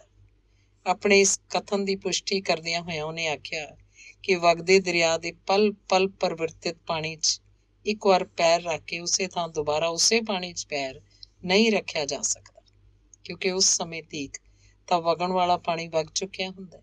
ਇਹੀ ਨਿਯਮ ਮਾਨਵ ਜੀਵਨ ਨਾਲ ਵੀ ਸਾਰਥਕ ਸਾਬਤ ਹੁੰਦਾ ਹੈ। ਜੀਵਨ ਲਗਾਤਾਰ ਬਦਲਦਾ ਰਹਿੰਦਾ ਹੈ, ਇਸ ਲਈ ਅੱਜ ਹੀ ਸਥਾਈ ਹੈ, ਫਿਰ ਲਗਾਤਾਰ ਪਰਿਵਰਤਿਤ, ਅਨਿਸ਼ਚਿਤ ਤੇ ਅਣਬੁੱਝੇ ਭਵਿੱਖ ਦੀਆਂ ਗੁੱਥੀਆਂ ਸੁਲਝਾਉਣ 'ਚ ਅੱਜ ਦੇ ਸੁੱਖ ਨੂੰ ਜਾਇਆ ਕਿਉਂ ਕੀਤਾ ਜਾਏ? ਪ੍ਰਾਚੀਨ ਰੋਮਨ ਲੋਕਾਂ ਦਾ ਵੀ ਕਥਨ ਹੈ ਕਿ ਅੱਜ ਨੂੰ ਹੱਥੋਂ ਨਾ ਜਾਣ ਦਿਓ, ਅੱਜ ਦਾ ਪੂਰਾ ਉਪਯੋਗ ਕਰੋ। ਨੋਬੇਲ ਟਾਮਸ ਦਾ ਇਹੀ ਕਥਨ ਹੈ। ਉੱਥੇ ਉਹਨਾਂ ਦੇ ਬ੍ਰੌਡਕਾਸਟਿੰਗ ਸਟੂਡੀਓ ਦੀਆਂ ਕੰਧਾਂ 'ਤੇ, ਜਿੱਥੇ ਆਮ ਤੌਰ 'ਤੇ ਉਹਨਾਂ ਦੀ ਨਜ਼ਰ ਪੈਂਦੀ ਰਹਿੰਦੀ ਸੀ, ਉਹਨਾਂ ਨੇ ਇਹ ਸ਼ਬਦ ਲਿਖ ਰੱਖੇ ਸੀ, ਇਹ ਅੱਜ ਈਸ਼ਵਰੀ ਸ੍ਰਿਸ਼ਟੀ ਹੈ, ਅਸੀਂ ਇਹਨੂੰ ਭੋਗਾਂਗੇ ਤੇ ਇਸੇ ਵਿੱਚ ਖੁਸ਼ ਰਵਾਂਗੇ। ਜੌਨ ਰਸਕਿਨ ਆਪਣੇ ਡੈਸਕ ਤੇ ਇੱਕ ਸਧਾਰਨ ਪੱਥਰ ਦਾ ਇੱਕ ਟੁਕੜਾ ਰੱਖਦੇ ਸੀ, ਜਿਸ ਉੱਪਰ ਅੱਜ ਸ਼ਬਦ ਅੰਕਿਤ ਸੀ। ਡੇਲ ਕਾਰਨੇਗੀ ਨੇ ਆਪਣੇ ਦਰਪਣ ਦੇ, ਜਿਸ ਵਿੱਚ ਰੋਜ਼ ਸਵੇਰੇ ਦਾੜੀ ਬਣਾਉਣ ਸਮੇਂ ਆਪਣੀ ਸ਼ਕਲ ਵੇਖਦੇ ਸੀ, ਉਸ ਉੱਪਰ ਲਿਖ ਰੱਖਿਆ ਸੀ, ਅੱਜ ਦਾ ਸਵਾਗਤ ਜੀ ਜਾਨ ਨਾਲ ਕਰੋ। ਇਹ ਹਰ ਇੱਕ ਸਵੇਰ ਲਈ ਸਾਡਾ ਅਭਿਨੰਦਨ ਹੈ। ਭੂਤ ਤੇ ਭਵਿੱਖ ਦੀ ਚਿੰਤਾ ਛੱਡ ਕੇ ਅੱਜ ਦੀ ਪ੍ਰੀਤੀ 'ਚ ਸੁੱਖ ਨਾਲ ਜ਼ਿੰਦਗੀ ਗੁਜ਼ਾਰੋ। ਕੀ ਆਪ ਛੇਤੀ ਭੈ ਸ਼ੰਕਿਆ ਦੀਆਂ ਪ੍ਰਸਥਿਤੀਆਂ ਤੋਂ ਪਾਰ ਪਾਉਣ ਦੀ ਕੋਈ ਕਾਰਗਰ ਤੇ ਅਚੂਕ ਵਿਧੀ ਜਾਣਨਾ ਚਾਹੋਗੇ? ਤੁਸੀਂ ਉਸ ਵਿਧੀ ਦਾ ਪ੍ਰਯੋਗ ਕਰਨਾ ਚਾਹੋਗੇ? ਇਹ ਵਿਧੀ ਸਧਾਰਨ ਹੈ ਤੇ ਕੋਈ ਵੀ ਇਹਦੀ ਵਰਤੋਂ ਕਰ ਸਕਦਾ ਹੈ। ਇਹਦੀਆਂ 3 ਅਵਸਥਾਵਾਂ ਹਨ। ਪਹਿਲੀ ਹਾਲਤ ਵਿੱਚ ਆਪਣੀ ਪ੍ਰਸਥਿਤੀ ਦਾ ਬੇਖੌਫ ਹੋ ਕੇ ਤੇ ਇਮਾਨਦਾਰੀ ਨਾਲ ਵਿਸ਼ਲੇਸ਼ਣ ਕਰਨਾ ਚਾਹੀਦਾ ਹੈ ਤੇ ਇਸ ਨਿਰਣੇ ਤੇ ਪਹੁੰਚਣਾ ਚਾਹੀਦਾ ਹੈ ਕਿ ਸਫਲਤਾ ਦੇ ਕਾਰਨ ਕਿਹੜੇ ਅਨਿਸ਼ਟ ਮਤਲਬ ਭੈੜ ਸੰਭਵ ਹਨ। ਦੂਜੀ ਅਵਸਥਾ ਕਿ ਅਨਿਸ਼ਟ ਕੀ ਹੋ ਸਕਦਾ ਹੈ, ਇਹ ਜਾਣ ਲੈਣ ਤੋਂ ਪਿੱਛੋਂ ਉਸ ਅਨਿਸ਼ਟ ਨੂੰ ਲੋੜ ਅਨੁਸਾਰ ਸਵੀਕਾਰ ਕਰਨ ਦੇ ਦ੍ਰਿਸ਼ਟੀਕੋਣ ਅਪਣਾਓ। ਸਿੱਟੇ ਵਜੋਂ ਬਹੁਤ ਹੀ ਮਹੱਤਵਪੂਰਨ ਪਰਿਵਰਤਨ ਹੋਏਗਾ ਤੇ ਤੁਰੰਤ ਹੀ ਹਲਕਾਪਨ ਤੇ ਇੱਕ ਪ੍ਰਕਾਰ ਦੀ ਸ਼ਕਤੀ ਦਾ ਵੀ ਅਨੁਭਵ ਹੋਏਗਾ, ਜਿਹੜੇ ਪਹਿਲੇ ਕਈ ਦਿਨਾਂ ਤੋਂ ਨਹੀਂ ਮਿਲਿਆ ਹੋਏਗਾ। ਤੀਜੀ ਹਾਲਤ, ਤਦ ਸ਼ਾਂਤ ਭਾਵ ਨਾਲ ਆਪਣੇ ਸਮੇਂ ਤੇ ਸ਼ਕਤੀ ਨੂੰ ਮਨ 'ਚ ਪ੍ਰਵਾਨਿਤ ਅਨਿਸ਼ਟ ਨੂੰ ਸੁਧਾਰਨ ਵਿੱਚ ਲਗਾ ਦਿਓ। ਜੇ ਤੁਸੀਂ ਸ਼ੰਕਾ ਜਾਂ ਭੈ 'ਚ ਡੁੱਬੇ ਰਹੇ ਤਾਂ ਤੁਸੀਂ ਕੁਝ ਵੀ ਨਹੀਂ ਕਰ ਸਕੋਗੇ, ਕਿਉਂਕਿ ਇਹ ਇਕਾਗਰਤਾ ਨੂੰ ਬਹੁਤ ਕਮਜ਼ੋਰ ਕਰ ਦਿੰਦੀ ਹੈ। ਜਦ ਅਸੀਂ ਇਸ ਦਸ਼ਾ 'ਚ ਰਹਿੰਦੇ ਹਾਂ ਤਾਂ ਸਾਡੇ ਵਿਚਾਰ ਪੂਰੀ ਤਰ੍ਹਾਂ ਭਟਕਦੇ ਰਹਿੰਦੇ ਹਨ ਤੇ ਅਸੀਂ ਨਿਰਣਾ ਲੈਣ ਦੀ ਸ਼ਕਤੀ ਤੋਂ ਹੱਥ ਧੋ ਬੈਠਦੇ ਹਾਂ। ਜੋ ਵੀ ਹੋਵੇ, ਜਦ ਅਸੀਂ ਆਪਣੇ ਆਪ ਨੂੰ ਅਨਿਸ਼ਟ ਮਤਲਬ ਭੈੜਾ ਸਵੀਕਾਰ ਕਰਨ ਲਈ ਮਜਬੂਰ ਕਰ ਲੈਂਦੇ ਹਾਂ, ਤਦ ਅਸੀਂ ਉਹਨਾਂ ਸਾਰੇ ਊਟ ਪਟਾਂਗ ਤੇ ਬੇਤੁਕੀਆਂ ਕਲਪਨਾਵਾਂ ਨੂੰ ਥਾਂ ਦਿੰਦੇ ਹਾਂ। ਇਹ ਕਾਰਜ ਕੁਸ਼ਲਤਾ ਦਾ ਸਮੂਲ ਨਾਸ਼ ਕਰ ਦਿੰਦੀ ਹੈ। ਸ਼ੰਕਾਵਾਂ ਸਾਨੂੰ ਉਸੇ ਸਮੇਂ ਕਮਜ਼ੋਰ ਬਣਾ ਦਿੰਦੀਆਂ ਹਨ ਜਦ ਕਿ ਸਾਨੂੰ ਸ਼ਕਤੀਸ਼ਾਲੀ ਹੋਣਾ ਚਾਹੀਦਾ ਹੈ। ਇਹਨੂੰ ਰੋਕ ਲਗਾਉਣਾ ਤੇ ਇਸ ਉੱਪਰ ਕੰਟਰੋਲ ਕਰਨਾ ਬਹੁਤ ਹੀ ਜ਼ਰੂਰੀ ਹੈ। ਜਿਹੜੇ ਵਿਅਕਤੀਆਂ ਨੂੰ ਇਹ ਰੋਗ ਹੋ ਜਾਂਦਾ ਹੈ, ਉਹ ਇਹੀ ਨਹੀਂ ਸਮਝ ਪਾਉਂਦੇ ਕਿ ਕਿਸ ਤਰ੍ਹਾਂ ਉਹਨਾਂ ਦੀ ਕਾਰਜ ਕੁਸ਼ਲਤਾ ਤੋਂ ਆਪਣਾ ਬੁਰਾ ਪ੍ਰਭਾਵ ਪਾਉਂਦਾ ਹੈ। ਬਹੁਤ ਸਾਰੇ ਲੋਕ ਜਿਨ੍ਹਾਂ ਦੀ ਨਿਰਾਸ਼ਵਾਦੀ ਪ੍ਰਵਿਰਤੀ ਹੋ ਜਾਂਦੀ ਹੈ, ਜਿਨ੍ਹਾਂ ਨੂੰ ਕ੍ਰਿਸ਼ਨ ਪੱਖ ਵੇਖਣ ਦਾ ਅਭਿਆਸ ਹੋ ਜਾਂਦਾ ਹੈ, ਉਹ ਆਪਣੇ ਰਸਤੇ 'ਚ ਰੁਕਾਵਟਾਂ ਵੇਖਣ ਲੱਗਦੇ ਹੈ। ਆਪਣੇ ਕਰਤੱਵ ਮਾਰਗ ਤੇ ਚੱਲਦਿਆਂ ਹੋਇਆਂ ਜਿਸ ਕਿਸੇ ਵਸਤੂ ਨੂੰ ਵੇਖ ਕੇ ਫੌਰਨ ਭੈਭੀਤ ਹੋਣ ਲੱਗਦੇ ਹੈ। ਉਹਨਾਂ ਨੂੰ ਪਤਾ ਨਹੀਂ ਹੁੰਦਾ ਕਿ ਇਸ ਤਰ੍ਹਾਂ ਦੀ ਦੁਚਿੱਤੀ ਉਹਨਾਂ ਦੇ ਸਰੀਰਕ ਸੰਤੁਲਨ ਨੂੰ ਉਲਟ ਪੁਲਟ ਕਰਕੇ ਰੱਖ ਦਿੰਦੀ ਹੈ ਤੇ ਇਹਨਾਂ ਚੱਕਰਾਂ 'ਚ ਫਸ ਕੇ ਉਹਨਾਂ ਦੀ ਉਮਰ ਕਿੰਨੀ ਘੱਟ ਜਾਂਦੀ ਹੈ, ਉਹ ਆਪਣੇ ਜੀਵਨ 'ਚ ਅੱਗੇ ਨਹੀਂ ਵੱਧ ਪਾਉਂਦੇ। ਜਦੋਂ ਸਾਡੇ ਵਿਚਾਰ ਡਰ ਖੌਫ ਤੋਂ ਛੁਟਕਾਰਾ ਪਾ ਲੈਂਦੇ ਹੈ, ਤਦ ਉਹਨਾਂ ਅੰਸ਼ਾਂ ਨੂੰ ਅਸੀਂ ਨਿਰਉਤਸ਼ਾਹਿਤ ਕਰ ਰਹੇ ਹੁੰਦੇ ਹਾਂ ਜਿਹੜੇ ਸਾਡੇ ਟੀਚੇ ਦੇ ਵਿਰੁੱਧ ਹਨ। ਇਸ ਨਾਲ ਸਾਡੇ ਜਿਸਮਾਂ ਵਿੱਚ ਲਗਾਤਾਰ ਸਰਗਰਮ ਰਹਿਣ ਵਾਲੀ ਪੁਨਰ ਨਵੀਨੀਕਰਨ ਦੀ ਕੁਦਰਤੀ ਕਿਰਿਆ ਕਮਜ਼ੋਰ ਪੈ ਜਾਂਦੀ ਹੈ। ਸਾਡੀਆਂ ਸ਼ਕਤੀਆਂ ਕਮਜ਼ੋਰ ਹੋਣ ਲੱਗਦੀਆਂ। ਬਹੁਤ ਸਾਰੀਆਂ ਔਰਤਾਂ ਇਹ ਸਮਝਦੀਆਂ ਹਨ ਕਿ ਉਹ ਜਦ ਤੀਕ ਟੱਬਰ ਦੇ ਹਰ ਇੱਕ ਵਿਅਕਤੀ ਨੂੰ ਹਰ ਇੱਕ ਗੱਲ ਅੱਗੇ ਆਉਣ ਵਾਲੀਆਂ ਸ਼ੰਕਾਵਾਂ ਤੇ ਜਾਣੂ ਨਾ ਕਰਾ ਦੇਣ, ਤਦ ਤੱਕ ਉਹਨਾਂ ਦਾ ਕਰਤੱਵ ਪੂਰਾ ਨਹੀਂ ਹੁੰਦਾ। ਉਹ ਨਹੀਂ ਸਮਝਦੀਆਂ ਕਿ ਘੱਟ ਜਾਂ ਬਹੁਤੇ ਭੈ ਨਾਲ ਮਿਸ਼ਰਤ ਭਾਵਨਾ ਸਭ ਦੇ ਕੰਮਾਂ 'ਚ ਰੁਕਾਵਟ ਬਣ ਜਾਇਆ ਕਰਦੀ ਹੈ। ਭੈ ਸਾਡੇ ਉਸ ਕੰਮ ਦੇ ਪੂਰਨ ਹੋਣ ਵਿੱਚ ਰੁਕਾਵਟ ਬਣ ਜਾਂਦਾ ਹੈ, ਕਿਉਂਕਿ ਮਨ ਜਿਸ ਸਮੇਂ ਸੰਦੇਹ ਨਾਲ ਗ੍ਰਸਤ ਹੁੰਦਾ ਹੈ, ਉਸ ਸਮੇਂ ਨਿਰਮਾਣ ਦਾ ਕੰਮ ਪ੍ਰਭਾਵਸ਼ਾਲੀ ਢੰਗ ਨਾਲ ਨਹੀਂ ਕਰ ਸਕਦਾ। ਇਸ ਲਈ ਸਾਨੂੰ ਆਪਣੇ ਮਨ ਦਾ ਸਭ ਤੋਂ ਪਹਿਲਾਂ ਭੈ ਦੂਰ ਕਰਨਾ ਚਾਹੀਦਾ ਹੈ, ਕਿਉਂਕਿ ਇਹ ਸਾਡੇ ਸਾਹਮਣੇ ਉਸੇ ਸੰਕਟ ਨੂੰ ਲੈ ਆਉਂਦਾ ਹੈ ਜਿਸ ਕਾਰਨ ਅਸੀਂ ਭੈਭੀਤ ਹੁੰਦੇ ਹਾਂ। ਭੈ ਸਾਡੀ ਸੰਕਟ ਰੋਕ ਸ਼ਕਤੀ ਦੀ ਕਮਰ ਤੋੜ ਦਿੰਦਾ ਹੈ। ਇਸ ਤਰ੍ਹਾਂ ਸਾਡੇ ਚਿੰਤਨ ਦੀ ਸ਼ਕਤੀ ਨੂੰ ਵੀ ਕਮਜ਼ੋਰ ਕਰ ਦਿੰਦਾ ਹੈ। ਅਸ਼ਾਂਤ ਮਨ ਕਦੇ ਵੀ ਉਚਿਤ ਰੂਪ, ਪ੍ਰਭਾਵਸ਼ਾਲੀ ਰੂਪ ਨਾਲ ਨਹੀਂ ਸੋਚ ਸਕਦਾ। ਇਹ ਕਿਸੇ ਰਚਨਾਤਮਕ ਵਿਚਾਰ ਨੂੰ ਜਨਮ ਨਹੀਂ ਦੇ ਸਕਦਾ। ਭੈ ਮਨ ਦੀ ਸੁਭਾਵਕ ਮਨਨ ਤੇ ਚਿੰਤਨ ਅਮਲ ਨੂੰ ਕਰਮ ਰਹਿਤ ਬਣਾ ਕੇ ਸਾਡੇ ਸਮਰੱਥ ਨੂੰ ਘੱਟ ਕਰ ਦਿੰਦਾ ਹੈ। ਇੱਕ ਅਜਿਹਾ ਵਪਾਰੀ ਜਿਹਦਾ ਭੱਠਾ ਬੈਠ ਰਿਹਾ ਹੋਵੇ ਤੇ ਲਗਾਤਾਰ ਬੈਂਕ 'ਚ ਜਾ ਕੇ ਆਪਣੀ ਕੀਮਤੀ ਬਚੀ ਪੂੰਜੀ ਨੂੰ ਕਢਵਾ ਕੇ ਐਵੇਂ ਸੁੱਟ ਦੇਵੇ ਤਾਂ ਤੁਸੀਂ ਉਹਨੂੰ ਪਾਗਲ ਆਖੋਗੇ ਕਿ ਤੁਸੀਂ ਤੇ ਅਸੀਂ ਇਹ ਤੋਂ ਵੀ ਵੱਧ ਵੱਡਾ ਪਾਗਲਪਨ ਨਹੀਂ ਕਰਦੇ, ਜਦ ਕਿ ਖਿਆਲੀ ਮੁਸੀਬਤਾਂ ਵਿੱਚ ਆਪਣੇ ਅਤ ਕੀਮਤੀ ਦਿਮਾਗ ਦੀਆਂ ਸ਼ਕਤੀਆਂ ਨੂੰ ਅਜਾਈਂ ਖਰਚ ਕਰਦੇ ਹਾਂ। ਜਦ ਹਕੀਕਤ 'ਚ ਮੁਸੀਬਤ ਆ ਪਏ ਤਾਂ ਤੁਹਾਨੂੰ ਆਪਣੇ ਸੰਪੂਰਨ ਉਤਸ਼ਾਹ ਤੇ ਉਸਾਰੂ ਹੌਸਲੇ ਦੀ ਲੋੜ ਹੁੰਦੀ ਹੈ। ਉਸ ਸਮੇਂ ਜੇ ਆਪ ਚਿੰਤਨ ਕਰਨ ਲੱਗ ਜਾਂਦੇ ਹੋ ਤਾਂ ਤੁਸੀਂ ਆਪਣੀ ਰਫ਼ਤਾਰ ਨੂੰ ਰੋਕ ਲਗਾ ਦਿੰਦੇ ਹੋ। ਤੁਹਾਨੂੰ ਪੂਰਨ ਰੂਪ ਨਾਲ ਇੰਨਾ ਗਿਆਨ ਹੋਏਗਾ ਕਿ ਭੈ ਦਾ ਵਿਚਾਰ ਕਿਸ ਤਰ੍ਹਾਂ ਤੁਹਾਡੀ ਮਾਨਸਿਕ ਕਾਰਜ ਸ਼ਕਤੀ ਨੂੰ ਕੱਟ ਦਿੰਦਾ ਹੈ, ਕਿਸ ਤਰ੍ਹਾਂ ਤੁਹਾਡੇ ਕੰਮਾਂ 'ਚ ਉਤਸ਼ਾਹ ਨੂੰ ਠੰਡਿਆ ਕਰ ਦਿੰਦਾ ਹੈ, ਕਿਸ ਤਰ੍ਹਾਂ ਆਪ ਦੀਆਂ ਮਾਸਪੇਸ਼ੀਆਂ ਨੂੰ ਕਮਜ਼ੋਰ ਕਰ ਦਿੰਦਾ ਹੈ, ਕਿਸ ਤਰ੍ਹਾਂ ਨਜ਼ਰ ਨੂੰ ਧੁੰਦਲਾ ਕਰ ਦਿੰਦਾ ਹੈ, ਕਿਸ ਤਰ੍ਹਾਂ ਕਰਮ 'ਚ ਸਫਲ ਹੋਣਾ ਅਸੰਭਵ ਬਣਾ ਦਿੰਦਾ ਹੈ। ਤੇ ਆਪ ਕਿਸੇ ਵੀ ਭੈ ਨੂੰ ਆਪਣੇ ਦਿਮਾਗ 'ਚ ਉਕਾਈ ਥਾਂ ਨਾ ਦੇਵੇ। ਤੁਸੀਂ ਕਿਸੇ ਗੱਲ ਦੀ ਚਿੰਤਾ ਕਰਦੇ ਕਰਦੇ ਕਈ ਰਾਤਾਂ ਜਾਗਦਿਆਂ ਹੋਇਆਂ ਗੁਜ਼ਾਰ ਦਿੰਦੇ ਹੋ। ਤੁਸੀਂ ਵੇਖਦੇ ਹੋ ਸਮੱਸਿਆ ਜਿਉਂ ਦੀ ਤਿਉਂ ਹੀ ਰਹਿੰਦੀ ਹੈ। ਉਲਟੇ ਤੁਹਾਡਾ ਤਨ ਮਨ ਥੱਕ ਕੇ ਹਾਰ ਜਾਂਦਾ ਹੈ। ਇਸ ਨਾਲ ਸਪਸ਼ਟ ਹੋ ਜਾਣਾ ਚਾਹੀਦਾ ਹੈ ਕਿ ਤੁਹਾਡੀ ਚਿੰਤਾ ਨੇ ਸਮੱਸਿਆ ਨੂੰ ਸੁਲਝਾਉਣ ਵਿੱਚ ਤੁਹਾਡੀ ਸਹਾਇਤਾ ਨਹੀਂ ਕੀਤੀ। ਸਰੀਰ ਤੇ ਮਨ ਦੀ ਕਾਰਜ ਸ਼ਕਤੀ ਨੂੰ ਹੀ ਅਗਵਾ ਕਰ ਲਿਆ। ਫਿਰ ਅਜਿਹੀ ਚੀਜ਼ ਨੂੰ ਮਨ 'ਚ ਥਾਂ ਦੇਣਾ ਕਿੱਥੋਂ ਤੱਕ ਉਚਿਤ ਹੈ। ਅਸੀਂ ਮਨੁੱਖ ਦੂਜਿਆਂ ਦੇ ਵਿਸ਼ੇ 'ਚ ਤਾਂ ਗਿਆਨ ਰੱਖਦੇ ਹਾਂ, ਪਰ ਆਪਣੇ ਸਬੰਧ 'ਚ ਭੁੱਲ ਜਾਂਦੇ ਹਾਂ ਕਿ ਜਦ ਅਸੀਂ ਭੈ ਤੇ ਚਿੰਤਾ ਦੇ ਸਤਾਏ ਹੁੰਦੇ ਹਾਂ ਤਾਂ ਆਪਣਾ ਕੰਮ ਠੀਕ ਢੰਗ ਨਾਲ ਕਿਵੇਂ ਕਰ ਸਕਦੇ ਹਾਂ। ਸਾਨੂੰ ਤਦ ਹੈਰਾਨੀ ਕਿਉਂ ਹੁੰਦੀ ਹੈ ਕਿ ਸਾਡਾ ਕੰਮ ਠੀਕ ਤਰ੍ਹਾਂ ਨਹੀਂ ਹੋ ਰਿਹਾ। ਉੱਤਮ ਕੰਮ ਦਾ ਅਰਥ ਹੈ ਸੰਤੁਲਿਤ ਕੰਮ। ਸੰਤੁਲਿਤ ਕੰਮ ਲਈ ਸਰੀਰ ਤੇ ਮਨ ਦਾ ਸੰਤੁਲਨ ਬਹੁਤ ਜ਼ਰੂਰੀ ਹੈ। ਆਮ ਤੌਰ ਤੇ ਆਖਿਆ ਜਾਂਦਾ ਹੈ ਕਿ ਮਨੁੱਖ ਜਿਸ ਵਸਤੂ ਦੀ ਲਗਾਤਾਰ ਉਡੀਕ ਕਰਦਾ ਹੈ ਉਹਨੂੰ ਪ੍ਰਾਪਤ ਕਰ ਲੈਂਦਾ ਹੈ। ਸ਼ੰਕਾ ਕਰਨ ਨਾਲ ਮਨੁੱਖੀ ਸਰੀਰ ਦੇ ਨਾੜੀ ਸੰਸਥਾਨ ਦਾ ਸੰਤੁਲਨ ਵਿਗੜ ਜਾਂਦਾ ਹੈ। ਪੂਰੀ ਸੰਭਾਵਨਾ ਰਹਿੰਦੀ ਹੈ ਕਿ ਸ਼ੰਕਾ ਦਿਮਾਗ 'ਚ ਆਪਣਾ ਸਥਾਈ ਸਥਾਨ ਬਣਾ ਲੈਂਦੀ ਹੈ। ਸ਼ਨਾਊ ਰੋਗ ਆਉਂਦਾ ਹੈ। ਇਸ ਆਦਤ ਤੋਂ ਵੱਧ ਕੇ ਕੋਈ ਗੱਲ ਨਹੀਂ ਜਿਹੜੀ ਯੋਗਤਾ ਨੂੰ ਨੁਕਸਾਨ ਪਹੁੰਚਾਏ। ਆਪਣੀ ਕਾਮਯਾਬੀ ਦੇ ਇਸ ਖੌਫਨਾਕ ਦੁਸ਼ਮਣ ਨੂੰ ਆਪਣੇ ਮਨ 'ਚ ਥਾਂ ਦੇ ਕੇ ਵਸਾਉਣਾ ਕੀ ਹਾਨੀਕਾਰਕ ਨਹੀਂ ਹੈ। ਜੇ ਆਪ ਦੇ ਭਵਿੱਖ ਨੂੰ ਪੂਰੀ ਤਰ੍ਹਾਂ ਨਸ਼ਟ ਨਾ ਕਰੇ ਤਾਂ ਇੰਨਾ ਜ਼ਰੂਰ ਕਰੇਗਾ ਕਿ ਆਪ ਦੀ ਕਿਸੇ ਅਭਿਲਾਸ਼ਾ ਨੂੰ ਪੂਰਨ ਨਾ ਹੋਣ ਦੇਵੇ।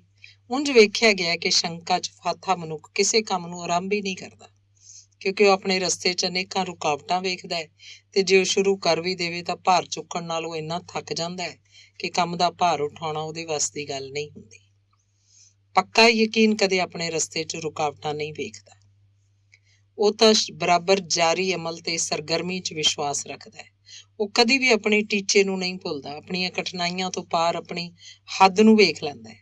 ਕਿਸੇ ਗੱਲ ਦੀ ਚਿੰਤਾ ਕਰੋ ਤਾਂ ਉਸ ਨਾਲ ਹੋਰ ਵੱਧ ਚਿੰਤਾ ਹੋਏਗੀ। ਚਿੰਤਾ ਹੋਰ ਵੱਧ ਚਿੰਤਾ ਦੀ ਮਾਂ ਹੈ ਤੇ ਕਈ ਵਾਰ ਇਸ ਕਾਰਨ ਸਥਾਈ ਚਿੰਤਾ ਦਾ ਰੋਗ ਵੀ ਲੱਗ ਜਾਂਦਾ ਹੈ।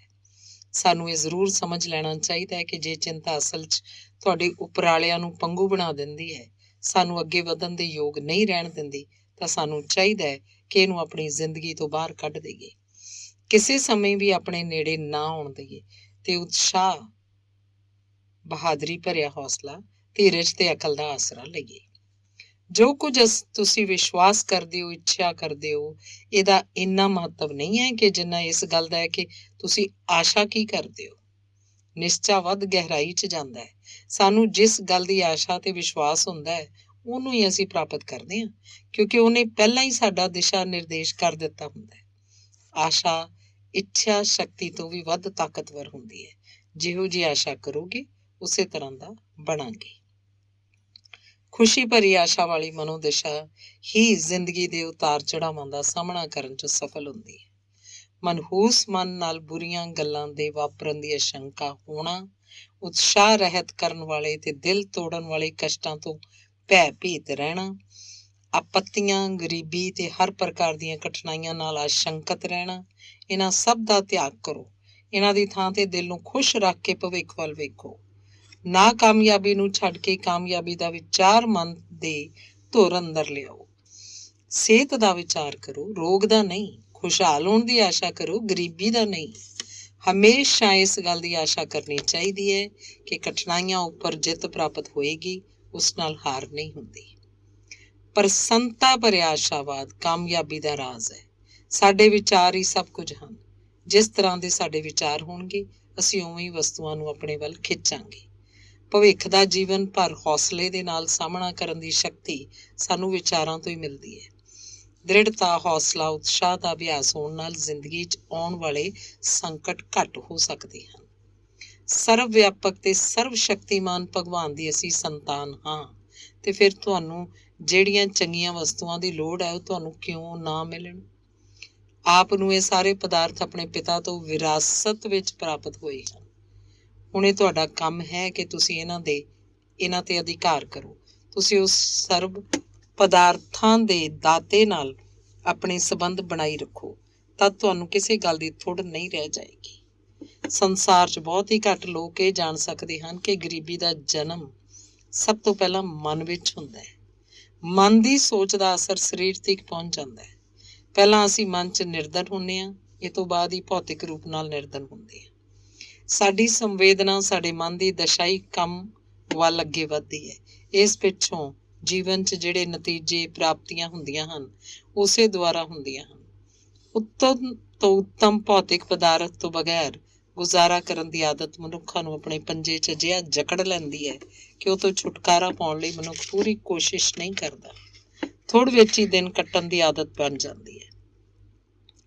ਇਹਦੇ ਮਨ ਅੰਦਰ ਉਹਨਾਂ ਪਦਾਰਥਾਂ ਦੀ ਤੀਬਰ ਖਾਹਿਸ਼ ਵੀ ਪੈਦਾ ਨਹੀਂ ਹੁੰਦੀ। ਇੱਕ ਵਾਰ ਅਜਿਹਾ ਸੁਭਾਅ ਬਣ ਜਾਣ ਤੇ ਜਿਉਂ-ਜਿਉਂ ਸਮਾਂ ਬੀਤਦਾ ਇਹ ਆਦਤ ਮਨੁੱਖ ਅੰਦਰ ਜੜ ਪਕੜਦੀ ਜਾਂਦੀ ਹੈ ਤੇ ਮਨੁੱਖ 'ਚ ਆਪਣੀਆਂ ਕਮਜ਼ੋਰੀਆਂ ਤੋਂ ਛੁਟਕਾਰਾ ਪਾਉਣ ਦੀ ਸਮਰੱਥਾ ਹੀ ਨਹੀਂ ਰਹਿੰਦੀ। ਪਦਾਰਥਾਂ ਨੂੰ ਪ੍ਰਾਪਤ ਕਰਨ ਦਾ ਵੀ ਤੁਹਾਨੂੰ ਓਨਾ ਹੀ ਅਧਿਕਾਰ ਹੈ ਜਿੰਨਾ ਕਿਸੇ ਦੂਸਰੇ ਨੂੰ। ਅਣਗਿਣਤ ਅਜਿਹੇ ਲੋਕ ਹਨ ਜਿਹੜੇ ਧਨ ਦੀ ਦ੍ਰਿਸ਼ਟੀ ਨਾਲ ਭਾਵੇਂ ਅਮੀਰ ਨਾ ਆਖੇ ਜਾ ਸਕਦੇ ਹੋਣ, ਫਿਰ ਵੀ ਉਹ ਉੱਤਮ ਵਸਤੂਆਂ ਖਰੀਦਦੇ ਹਨ। ਸਾਧਨ ਨਾ ਹੁੰਦਿਆਂ ਹੋਇਆਂ ਵੀ ਉਹ ਕਿਸੇ ਨਾ ਕਿਸੇ ਤਰ੍ਹਾਂ ਉਹਨਾਂ ਉੱਤਮ ਵਸਤੂਆਂ ਨੂੰ ਪ੍ਰਾਪਤ ਕਰਨ 'ਚ ਸਫਲ ਹੋ ਜਾਂਦੇ ਹਨ।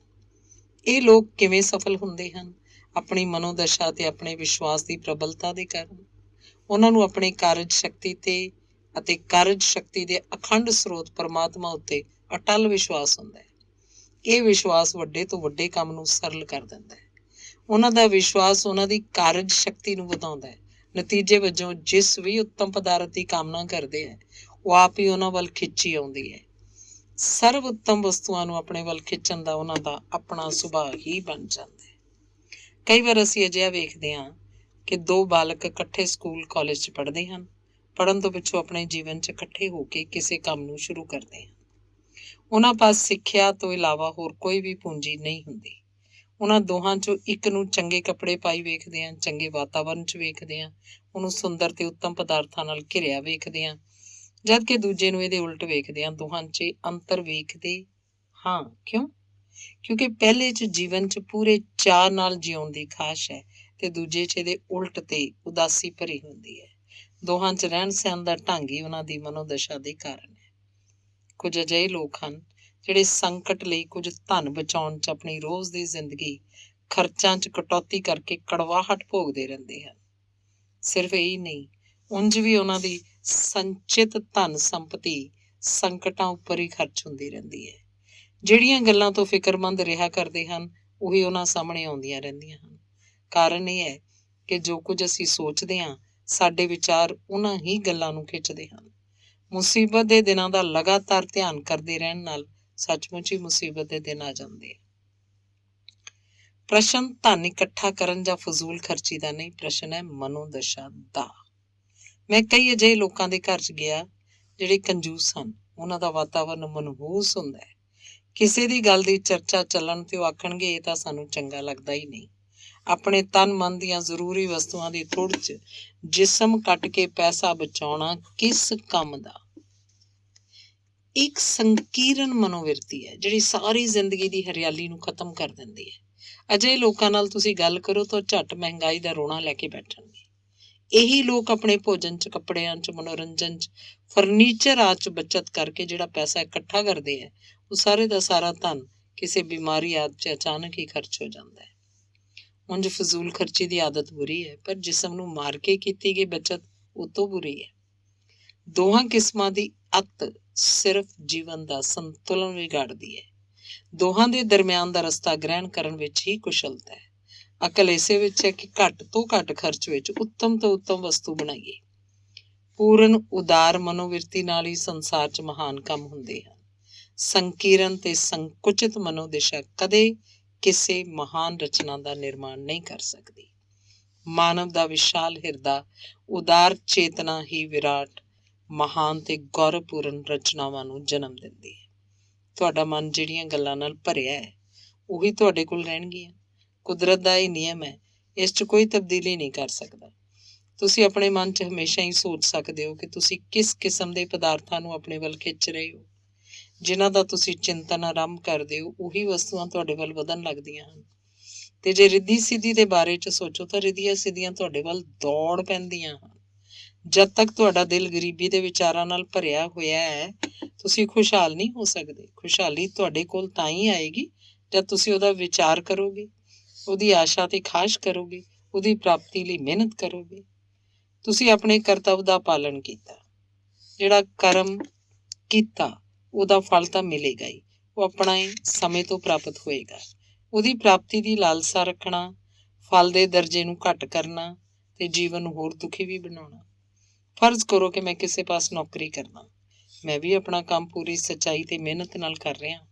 ਮੇਰੀ ਤਨਖਾਹ ਵੱਧ ਨਹੀਂ ਰਹੀ ਹੈ, ਮੈਨੂੰ ਅਜੇ ਉਤਸ਼ਾਹ ਵੀ ਨਹੀਂ ਮਿਲ ਰਿਹਾ। ਮੇਰੇ ਮਨ ਅੰਦਰ ਇਹ ਵਿਚਾਰ ਪੈਦਾ ਹੁੰਦਾ ਹੈ ਕਿ ਮੈਂ ਇੰਨਾ ਕੰਮ ਕਰਦਾ ਇਸ ਲਈ ਮੇਰੀ ਤਨਖਾਹ ਵਧਣੀ ਚਾਹੀਦੀ ਹੈ, ਸਹੂਲਤਾਂ ਮਿਲਣੀਆਂ ਚਾਹੀਦੀਆਂ। ਸਹੂਲਤਾਂ ਨਹੀਂ ਮਿਲਦੀਆਂ ਤਾਂ ਮੇਰੇ ਮਨ ਅੰਦਰ ਈਰਖਾ ਦੀ ਭਾਵਨਾ, ਕ੍ਰੋਧ ਦੀ ਭਾਵਨਾ ਪੈਦਾ ਹੁੰਦੀ ਹੈ। ਮੇਰੀ ਮਿਹਨਤ ਵਿੱਚ ਕਮੀ ਆ ਜਾਂਦੀ ਹੈ। ਮੈਂ ਦਿਲ ਲਗਾ ਕੇ ਕੰਮ ਨਹੀਂ ਕਰਦਾ, ਕੰਮ ਤੋਂ ਜੀ ਚੁਰਾਉਣਾ ਕਿਉਂਕਿ ਮੇਰੀ ਤਨਖਾਹ ਨਹੀਂ ਵੱਧਦੀ। ਮਾਲਕ ਮੇਰੇ ਲਈ ਕੁਝ ਨਹੀਂ ਕਰਦੇ, ਇਸ ਲਈ ਮੈਂ ਵੱਧ ਮਿਹਨਤ ਕਿਉਂ ਕਰਾਂ। ਮੇਰੀ ਖਾਹਿਸ਼ ਅਨੁਸਾਰ ਫਲ ਨਹੀਂ ਮਿਲ ਰਿਹਾ, ਮੈਂ ਇਸ ਫਲ ਤੇ ਆਸਰਾ ਰੱਖਦਾ ਹਾਂ। ਮੈਂ ਮਿਹਨਤ ਤੇ ਸੱਚਾਈ ਨਾਲ ਕੰਮ ਕਰ ਰਿਹਾ, ਉਹਦਾ ਫਲ ਤਾਂ ਮੈਨੂੰ ਮਿਲੇਗਾ ਹੀ। ਅੱਜ ਨਹੀਂ ਤਾਂ ਕੱਲ, ਕੱਲ ਨਹੀਂ ਤਾਂ 2-4 ਮਹੀਨਿਆਂ ਬਾਅਦ ਮਿਲੇਗਾ। ਭਾਵੇਂ ਉੱਥੋਂ ਨਾ ਮਿਲੇ, ਕਿਧਰੇ ਦੂਜੀ ਥਾਂ ਤੋਂ ਮਿਲੇ। ਮੈਨੂੰ ਲਗਨ ਨਾਲ ਕੰਮ ਕਰਦਿਆਂ ਵੇਖ ਕੇ, ਮਿਹਨਤੀ ਜਾਣ ਕੇ ਕੋਈ ਵੱਧ ਪੈਸੇ ਦੇਣ ਵਾਲਾ ਮਾਲਕ ਮਿਲ ਜਾਏ ਜਾਂ ਕਿਸੇ ਹੋਰ ਕਿਸਮ ਦਾ ਸੌਖ ਮਿਲ ਜਾਏ, ਕਰਮ ਦਾ ਫਲ ਤਾਂ ਮਿਲਣਾ ਹੀ ਹੈ। ਇਹ ਨਿਸ਼ਚਿਤ ਹੈ। ਇਹਦਾ ਨਿਆਂ ਕਰਨਾ ਪ੍ਰਭੂ ਦਾ ਕੰਮ ਹੈ, ਇਸ ਲਈ ਉਹ ਤੇ ਵਿਸ਼ਵਾਸ ਕਰਨਾ ਹੋਏਗਾ। ਉਹਦੇ ਨਿਆਂ 'ਚ ਪੱਖਪਾਤ ਨਹੀਂ ਹੁੰਦਾ। ਚੰਗੇ ਕਰਮ ਦਾ ਫਲ ਚੰਗਾ, ਬੁਰੇ ਦਾ ਫਲ ਬੁਰਾ ਹੀ ਹੋਏਗਾ। ਮੈਨੂੰ ਤਾਂ ਆਪਣਾ ਕੰਮ ਪੂਰਨ ਸੱਚਾਈ ਤੇ ਸਖਤ ਮਿਹਨਤ ਨਾਲ ਕਰਨਾ ਚਾਹੀਦਾ ਹੈ। ਜੇ ਮੈਂ ਅਜਿਹਾ ਸੋਚਦਾ ਰਵਾਂ, ਉਹ ਕਰਦਾ ਰਵਾਂ ਤਾਂ ਮੇਰੇ ਮਨ ਅੰਦਰ ਈਰਖਾ ਭਾਵ ਪੈਦਾ ਹੋਏਗੀ। ਨਾ ਗੁੱਸਾ ਹੀ ਆਏਗਾ, ਨਾ ਆਪਣੇ ਮਾਲਕ ਪ੍ਰਤੀ ਨਫ਼ਰਤ ਪੈਦਾ ਹੋਏਗੀ। ਮੇਰਾ ਜੀਵਨ ਉੱਚਾ ਉੱਠੇਗਾ, ਜੀਵਨ 'ਚ ਪ੍ਰਸੰਨਤਾ ਆਏਗੀ। ਇਹ ਨਿਸ਼ਚਿਤ ਹੀ ਹੈ। ਭਾਵੇਂ ਧਨ ਦੀ ਸ਼ਕਲ 'ਚ ਫਲ ਨਾ ਮਿਲੇ, ਜੀਵਨ 'ਚ ਸੰਤੋਖ ਤੇ ਖੁਸ਼ੀ ਆਉਣਾ ਇਹੀ ਮੇਰੇ ਕਰਮ ਦਾ ਫਲ ਹੈ, ਜਿਹਦੀ ਧਨ ਨਾਲੋਂ ਬਹੁਤ ਉੱਚੀ ਥਾਂ ਹੈ। ਜੇ ਮੈਂ ਈਸ਼ਵਰ ਤੇ ਵਿਸ਼ਵਾਸ ਨਾ ਰੱਖ ਕੇ ਦੁਵੈਖ ਦੀ ਭਾਵਨਾ ਨਾਲ ਕੰਮ 'ਚ ਚੋਰੀ ਕਰਨਾ ਸ਼ੁਰੂ ਕਰ ਦਿੰਦਾ, ਮਿਹਨਤ ਨਹੀਂ ਕਰਦਾ, ਤਾਂ ਇਹਦਾ ਫਲ ਵੀ ਭੁਗਤਣਾ ਪਏਗਾ। ਮਾਲਕ ਖੁਸ਼ ਨਹੀਂ ਰਹੇਗਾ। ਮੈਨੂੰ ਡਰ ਰਹੇਗਾ ਕਿ ਕਿਧਰੇ ਨੌਕਰੀ ਤੋਂ ਜਵਾਬ ਨਾ ਮਿਲ ਜਾਏ। ਉਹ ਖੁਸ਼ੀ ਨਹੀਂ ਮਿਲ ਸਕਦੀ ਜਿਹੜੀ ਮਿਹਨਤ ਨਾਲ ਕੰਮ ਕਰਨ ਤੇ ਮਿਲ ਸਕਦੀ ਹੈ। ਨੌਕਰੀ ਤੋਂ ਛੁੱਟੀ ਮਿਲ ਜਾਏ, ਅਜਿਹਾ ਸਮਾਂ ਵੀ ਆ ਸਕਦਾ ਹੈ। ਦੂਜੀ ਥਾਂ ਆਸਾਨੀ ਨਾਲ ਕੰਮ ਜਾਂ ਨੌਕਰੀ ਨਾ ਮਿਲੇ ਜਿਸ ਨਾਲ ਮੇਰਾ ਜੀਵਨ ਦੁਖੀ ਹੋ ਜਾਏ, ਮੇਰਾ ਟੱਬਰ ਭੁੱਖਾ ਮਰੇ, ਅਜਿਹਾ ਫਲ ਵੀ ਭਗਵਾਨ ਮੈਨੂੰ ਦੇ ਸਕਦਾ ਹੈ। ਕਿਸੇ ਨੇ ਵਪਾਰ ਸ਼ੁਰੂ ਕੀਤਾ, ਉਸ 'ਚ ਰੁਪਇਆ ਲਗਾਇਆ, ਦਿਲ ਲਗਾ ਕੇ ਕੰਮ ਕਰਨਾ ਸ਼ੁਰੂ ਕੀਤਾ, ਪਰ ਉਸ 'ਚ ਘਾਟਾ ਪੈ ਗਿਆ। ਉਹ ਹੌਸਲਾ ਗੁਆ ਬੈਠਦਾ, ਰੋਂਦਾ ਪਿੱਟਦਾ, ਨਿਰਾਸ਼ ਹੋ ਕੇ ਸਾਰਿਆਂ ਨੂੰ ਕਹਿੰਦਾ ਕਿ ਮੈਨੂੰ ਘਾਟਾ ਪੈ ਗਿਆ। ਵਪਾਰ 'ਚ ਲਾਭ ਮਿਲਣਾ ਹੀ ਚਾਹੀਦਾ। ਅਜਿਹੀ ਫਲ ਪ੍ਰਾਪਤੀ ਦੀ ਖਾਸ਼ ਨੇ ਇੰਨਾ ਦੁੱਖ ਦਿੱਤਾ ਕਿ ਭਵਿੱਖ ਲਈ ਕਰਮ ਕਰਨ ਦਾ ਮਾਰਗ ਹੀ ਬੰਦ ਕਰ ਦਿੱਤਾ। ਕਈ ਕਿਸਮਾਂ ਦੇ ਭਰਮ ਤੇ ਡਰ ਪੈਦਾ ਹੋ ਗਏ, ਬਿਮਾਰੀ ਵੀ ਲੱਗ ਗਈ। ਦਿਲ ਦੀ ਗਤੀ ਬੰਦ ਹੋ ਜਾਣ ਨਾਲ ਕਈਆਂ ਦੀ ਤਾਂ ਮੌਤ ਵੀ ਹੋ ਜਾਂਦੀ ਹੈ। ਇਸ ਤਰ੍ਹਾਂ ਨਾਲ ਉਸ ਵਪਾਰੀ ਦਾ ਤੇ ਉਹਦੇ ਟੱਬਰ ਦਾ ਜੀਵਨ ਦੁਖੀ ਹੋ ਜਾਂਦਾ ਹੈ।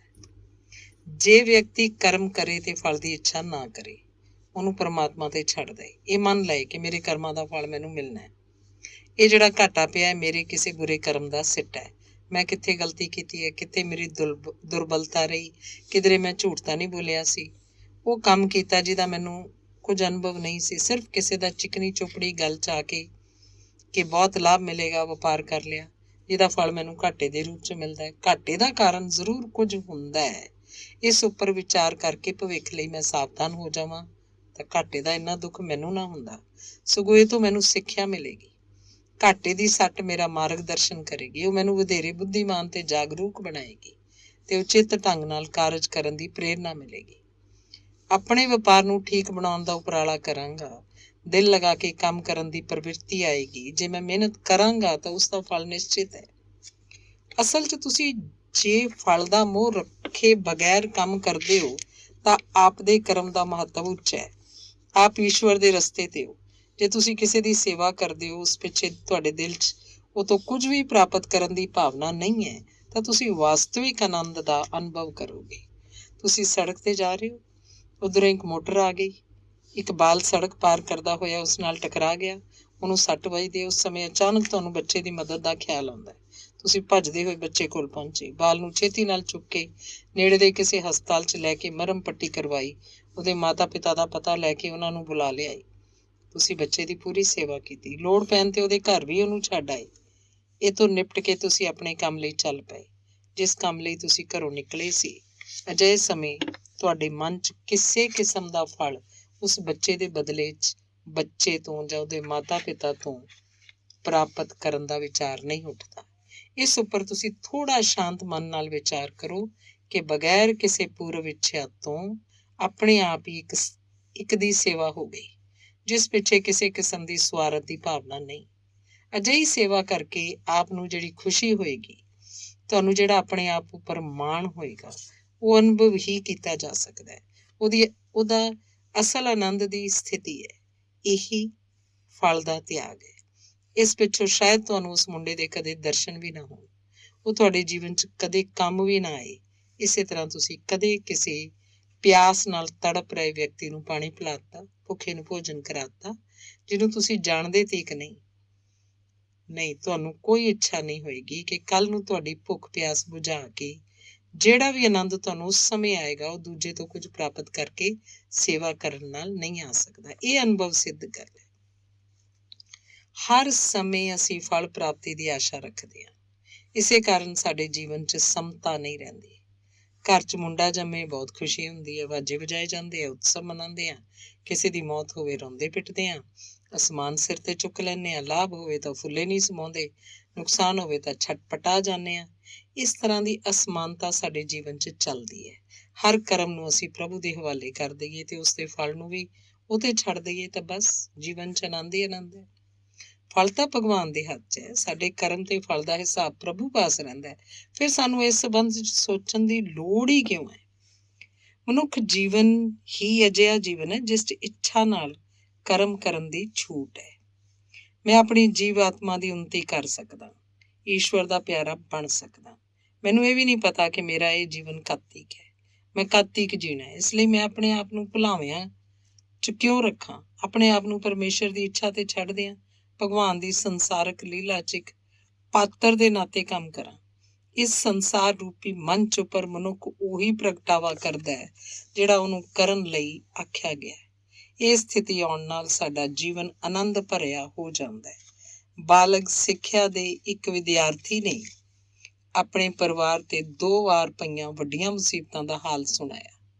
ਪਹਿਲੀ ਆਫਤ ਤਦ ਆਈ ਜਦ ਉਹਦੀ ਅੱਖਾਂ ਦਾ ਤਾਰਾ, ਉਹਦੀ 5 ਵਰ੍ਹਿਆਂ ਦੀ ਧੀ ਦੀ ਮੌਤ ਹੋ ਗਈ। ਉਹਨੂੰ ਤੇ ਉਹਦੀ ਵਹੁਟੀ ਨੂੰ ਲੱਗਿਆ ਉਹ ਇਸ ਨੁਕਸਾਨ ਨੂੰ ਬਰਦਾਸ਼ਤ ਨਹੀਂ ਕਰ ਸਕਣਗੇ, ਪਰ ਉਹ ਤੋਂ 10 ਮਹੀਨਿਆਂ ਬਾਅਦ ਈਸ਼ਵਰ ਨੇ ਉਹਨੂੰ ਇੱਕ ਹੋਰ ਕੁੜੀ ਦਿੱਤੀ। ਉਹ ਵੀ 5 ਦਿਨਾਂ ਬਾਅਦ ਚੱਲ ਵਸੀ। ਇਹ ਦੂਰਾ ਵਿਛੋੜਾ ਉਸ ਲਈ ਬਰਦਾਸ਼ਤ ਤੋਂ ਬਾਹਰ ਹੋ ਗਿਆ। ਉਹਨੇ ਕਿਹਾ, ਮੈਂ ਇਸ ਨੂੰ ਬਰਦਾਸ਼ਤ ਨਹੀਂ ਕਰ ਸਕਦਾ, ਮੇਰਾ ਖਾਣਾ ਪੀਣਾ ਸੌਣਾ ਸਾਰੇ ਹਰਾਮ ਹੋ ਗਏ ਹਨ। ਨਾ ਕੋਈ ਆਰਾਮ ਕਰ ਸਕਦਾ, ਨਾ ਨਿਸ਼ਚਿੰਤ ਹੋ ਕੇ ਜੀ ਸਕਦਾ। ਮੇਰੀ ਆਤਮਾ ਟੁੱਟ ਚੁੱਕੀ ਹੈ। ਆਖਰ ਉਹ ਡਾਕਟਰਾਂ ਪਾਸ ਗਿਆ।